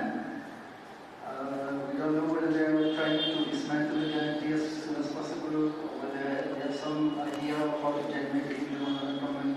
I think initially they will try to continue more or less as it is, maybe expand the employment, converge from guarantee with all kinds of central government schemes, and then over time I think it will decline. But we don't really know. I'm sure someday hopefully we will get to know something. But right now it's a complete black box. The government is not doing anything. So what you made is absolutely right, but it may take time for things to decline. We'll have to see. ಅವ್ರು ಹೇಳಿದ್ದು ಅದು ಸತ್ಯನೇ, ಸಿದ್ಧಿಯವ್ರು ಹೇಳಿದ್ದು. ಇದರಲ್ಲಿ ಮೊದಲನೇದಾಗಿ ಮಹಿಳೆಯರ ಮೇಲೆ ಒಂದು ದೊಡ್ಡ ಪರಿಣಾಮ ಬೀರುತ್ತೆ. ಆದರೆ ಅದು ತಕ್ಷಣ ಆಗದಂತ ನಾವು ಹೇಳಕ್ಕೆ ಆಗಲ್ಲ. ಕೇಂದ್ರ ಸರ್ಕಾರ ಬಂದು ಈ ಹೊಸ ಕಾನೂನಿಗೆ ತಂದಿದ್ದಾರೆ ಡಿಗ್ರಾಮ್ಜಿ, ಅದು ಒಂದು ಸಕ್ಸಸ್ ಅಂತ ತೋರ್ಸಕ್ಕೆ ಅವ್ರು ಪ್ರಯತ್ನ ಮಾಡ್ತಾರೆ. ಬಹುಶಃ 1-2 ವರ್ಷ ಅದು ಆಗ್ಬೋದು. ಅವ್ರು ಹೇಳಿದ್ರು ಈ ವರ್ಷಕ್ಕೆ ಅವರು 95,000 ಕೋಟಿ ಬಜೆಟ್ ಅಂತ ಇದಕ್ಕೆ ಇಟ್ಟಿದ್ದಾರೆ. ರಾಜ್ಯ ಸರ್ಕಾರದ ಬಜೆಟ್ ಎಲ್ಲ ನೀವು ಸೇರ್ಕೊಂಡ್ರೆ ಹಿಂದಿನ ವರ್ಷಕ್ಕಿಂತ 70% ಜಾಸ್ತಿ ಇದು ಬಜೆಟ್ ಇವಾಗ ಇದಕ್ಕೆ ಇರುತ್ತೆ. ಸೊ ಹಂಗಾಗಿ ಏನಾಗಿದೆ ಅಂತ ಹೇಳಕ್ಕಾಗಲ್ಲ. ಬಟ್ ಡೆಫಿನೆಟ್ ಆಗಿ ಹೋಗ್ತಾ ಇದನ್ನು ಒಂದು ರೀತಿ ಬದಿಗೆ ಹಾಕಕ್ಕೆ ಅವ್ರು ಪ್ರಯತ್ನ ಮಾಡ್ಬೋದು. ಅದನ್ನ ನಾವು ನೋಡ್ಬೇಕು ಏನಾಗಿದೆ.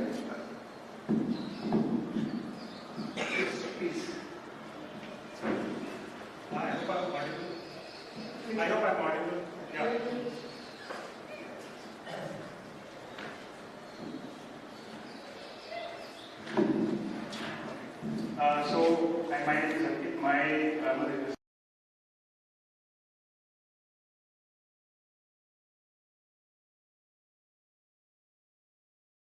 basically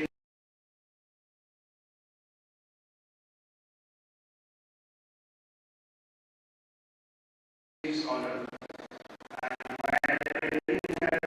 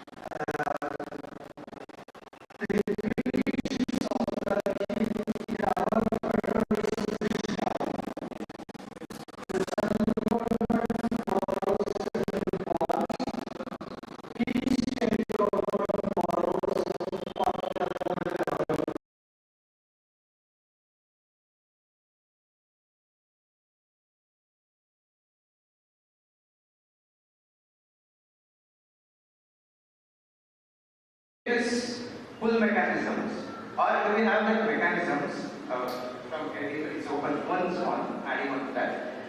So it's all about, nowadays we have this technology called AI, or it's a tool.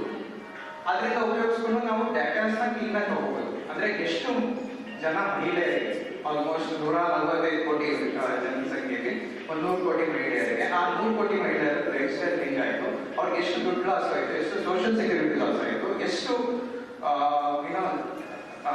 Right labour violate ಆಯಿತು ಅಂತ ಒಂದು ಸ್ಟ್ಯಾಟಿಸ್ಟಿಕ್ಸ್ ಅಲ್ಲಿ ನಾವು ರೆಪ್ರೆಸೆಂಟ್ ಮಾಡಿಕೊಂಡು ನಾವು ಸೆನ್ಸಿಟೈಸ್ ಆದರೆ ಅಂದ್ರೆ ಆಲ್ಮೋಸ್ಟ್ 70% ಹಳ್ಳಿ ಜನಗಳಿಗೆ ಇದು ಈ ವಿಷಯ ತಿಳಿದ್ರೆ ನಾವು ಅಲ್ಲಿಂದ ಪ್ರೆಷರ್ ಹಾಕ್ಬೋದಾ ಅಂತ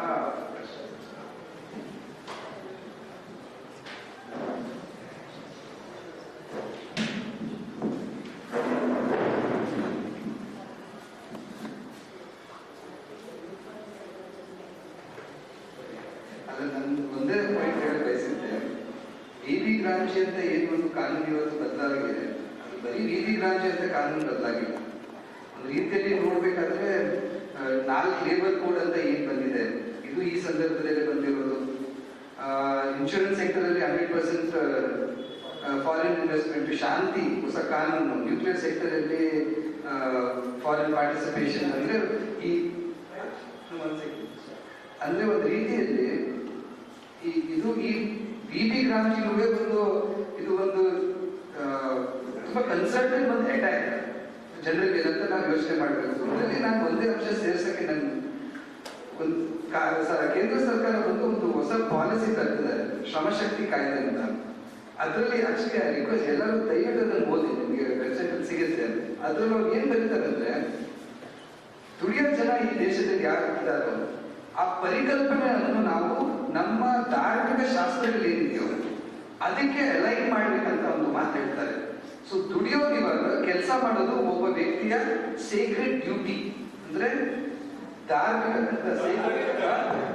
ಪವಿತ್ರ ಕರ್ತವ್ಯ, ಇದು ನಿಮ್ಮ ಪವಿತ್ರ ಕರ್ತವ್ಯ. ಸೊ ನೀವು ಕೆಲಸ ಮಾಡಬೇಕು, ಬೇರೆ ಏನು ನೀವು ಯೋಚನೆ ಮಾಡಕ್ಕೆ ನೀವು ಹೋಗ್ಬಾರ್ದು. ಯಾಕಂದ್ರೆ ನಿಮಗೆ ಸಂಬಳ ಈ ಸತಿ ಈ ಒಂದು ಜನ್ಮದಲ್ಲಿ ಸಿಗ್ಲಿಲ್ಲ ಅಂದ್ರೆ ಮುಂದಿನ ಜನ್ಮದಲ್ಲಿ ನಿಮಗೆ ಒಂದು ನಿಜವಾಗ್ಲೂ ನಾಟಿರೋದು ಆತಂಕದ ವಿಚಾರ ಇದು.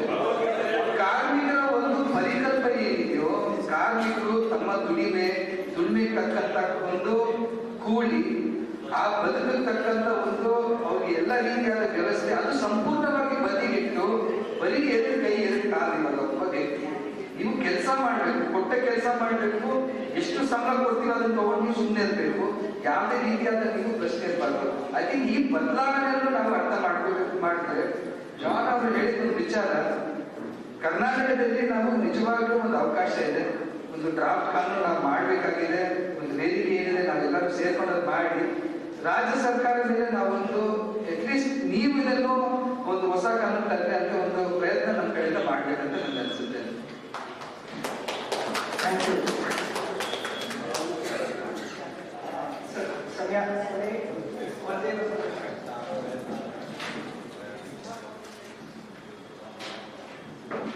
ನಾವು ಇಲ್ಲಿ ಏನ್ ಮಾಡ್ತಾ ಇದ್ದೀವಿ ಅಂದ್ರೆ, ಕಾಯಿಲೆಗೆ ನಾವು ಇಲ್ಲಿ ಔಷಧಿ ಹುಡುಕ್ತಾ ಇಲ್ಲ, ಲಕ್ಷಣಗಳ ಬಗ್ಗೆ ಮಾತ್ರ ಹುಡುಕ್ತಾ ಇದ್ದೀವಿ. ಕಾಯಿಲೆಗೆ ಲಕ್ಷಣ ಹುಡುಕ್ತಾ ಹೋದ್ರೆ ಈ ಸ್ಕೀಮ್ ಇದೆಯಲ್ಲ, 2006ರಲ್ಲಿ ಬಂದಂತಹ ಮನ್ರೇಗಾ ಸ್ಕೀಮು, ಇದು ಸ್ಕೀಮ್ ಬಂದಿದ್ದೇನೆ ಜನರ ಹೋರಾಟದಿಂದಾಗಿ. ಬರೀ ಜನರ ಹೋರಾಟದಿಂದ ಸರ್ಕಾರ ಆಗಿದ್ದಲ್ಲ, ಆಗಿನ ಸರ್ಕಾರ ಸಂಪೂರ್ಣವಾಗಿ ಎಡಪಕ್ಷಗಳ ಮೇಲೆ ಡಿಪೆಂಡ್ ಆಗಿದ್ದರಿಂದಾಗಿ, ಎಡಪಕ್ಷಗಳ ಒತ್ತಡದಿಂದಾಗಿ ಬಂತು. ಅದಕ್ಕೂ ಸರ್ಕಾರ ರೆಡಿ ಇರಲಿಲ್ಲ. ಆಗಿನ ಕಮಿಷನ್ ಯಾರು ಪ್ಲಾನಿಂಗ್ ಕಮಿಷನ್ ವೈಸ್ ಚೇರ್ಮನ್ ಹೇಳಿದ್ರು, 42,000 ಕೋಟಿ ರೂಪಾಯಿ ಬೇಕಾದ್ರೆ ಆಗಲ್ಲ ಅಂತ ಹೇಳಿದ್ರು. ಈ ಸ್ಕೀಮ್ ತರಕ್ ಆಗಲ್ಲ ನಾವು ಹೇಳಿ. But because of the present budget parties, without which this government could not have survived, they had to leave it, like other acts. Finally, they NREGA, unless and until people led by left should start agitation, as Congress party in Karnataka has already started doing it, that is the only remedy. Otherwise, you can't revert from sweeping object.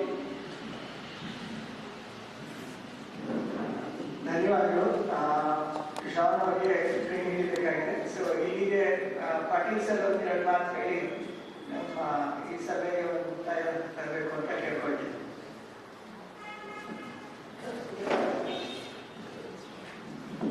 ಸ್ನೇಹಿತರೆ,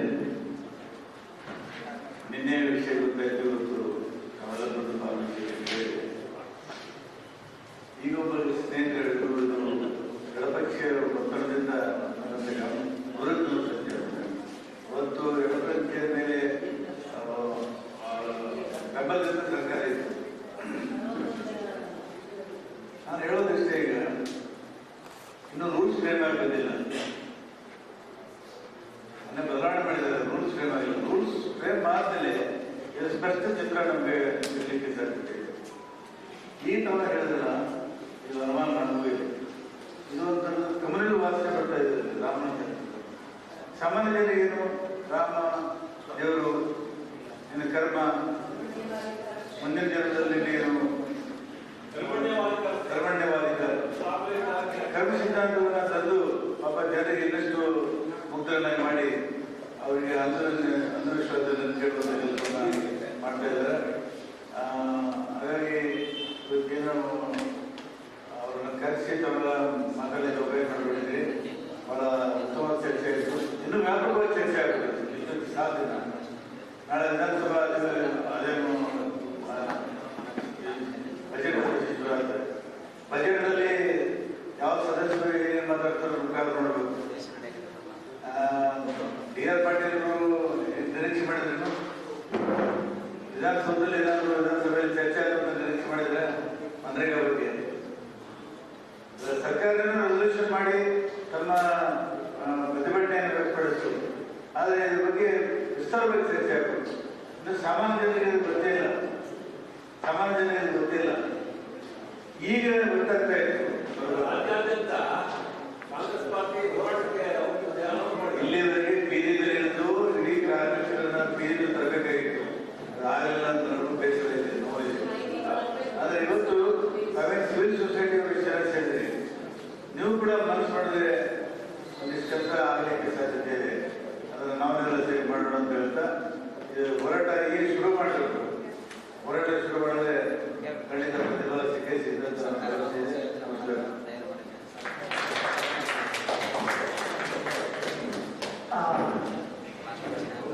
ಎಲ್ಲರೂ ಬರ್ತಿದ್ದೀರಾ? Sir ಬಂದಿದ್ದಾರೆ sir. ಈಗ ಸರ್ಕಾರದಿಂದ ಏನಾದ್ರು sir ಬಂದಿದ್ದಾರೆ sir. ಈಗ ಸರ್ಕಾರದಿಂದ ಹೊಸ ಕಾನೂನು ಏನಾದ್ರು ಮಾಡಕ್ಕೆ ಪ್ರಯತ್ನ ಮಾಡ್ತಾ ಇದ್ದಾರೆ. ಇದರಲ್ಲಿ ಅನೇಕ ಸಮಸ್ಯೆಗಳು ಮಾತಾಡ್ಕೊಂಡು ರಾಜ್ಯಗಳನ್ನ ಗುಲಾಮರಾಗಿ ಮಾಡುವಂತ ಷಡ್ಯಂತ್ರ ಕೂಡ ಇದರಲ್ಲಿ. ಯಾಕಂದ್ರೆ 30% ಹೆಚ್ಚು ದುರ್ಬಾರ ಆಗ್ತದೆ. ಅಷ್ಟು ಖರ್ಚು ಮಾಡೋ ಶಕ್ತಿ ಬಿಜೆಪಿ ಪಕ್ಷಗಳಿಗೂ ಇಲ್ಲ, ಸರ್ಕಾರಕ್ಕೂ ಇಲ್ಲ. ನಾನು ಮಹಾರಾಷ್ಟ್ರ ಬಹಳ ಆಸಕ್ತಿ ನೋಡಿದ್ದೀನಿ. ಅಲ್ಲಿ ದಿವಾಳಿತನ ಇದೆ. ಒಟ್ಟಾರೆ ಜನಪರ ಕಾರ್ಯಕ್ರಮಗಳು ತೊಡ್ತಾ ಹೋದಾಗೆಲ್ಲ ಸರ್ಕಾರ ಖಜಾನೆ ಮೇಲೆ ಭಾರ ಬೀಳುತ್ತದೆ. ಈಗ ತಾವೇನು ಕೇಳ್ತಾ ಇದ್ದಿಲ್ಲ, ಇನ್ನೂ ಯಾವುದೂ ಶುರುವಾಗಿಲ್ಲ.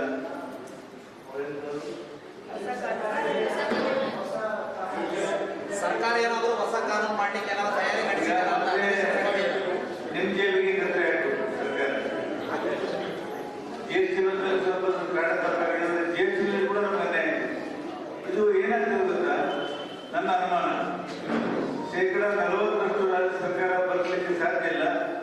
ಅವಾಗ ಏನಾಗ್ತಂದ್ರೆ, ನೀವು ನಮ್ಮ ಹತ್ರ ಸಾಲ ತಗೊಳ್ರಿ ಅಥವಾ ನಾವು ಹೇಳ್ದಾಗ ಕೇಳ್ರಿ, ನಾವು ನಿಮ್ಗೆ ಗ್ರಾಂಟ್ ಕೊಡ್ತೀವಿ, ನಮ್ಮ ಪಕ್ಷಕ್ಕೆ ಸೇರ್ರಿ, ನಮ್ಮ ಜೊತೆಗೆ ಇರ್ರಿ ಅಂತ ಹೇಳ್ತಾರೆ. ಅವಾಗ ಅನಿವಾರ್ಯವಾಗಿ ಕೆಲವು ಸರ್ಕಾರಗಳು ಹೋಗಲು ಕೆಲವು ಸಾಧ್ಯತೆ ಇದೆ. ಅದರ ಗುಲಾಮಗಿರಿ ತಗೊಳ್ಳುವಂಥ ಕೆಲಸ ಕೇಂದ್ರದಲ್ಲಿ ನಡೀತಾ ಇದೆ. So, thank you everybody. I would like to also thank the Gandhi Smarak Trust here. They have been very kind to give us this hall in a very short notice. Thank you, and thank you to everyone who came here. And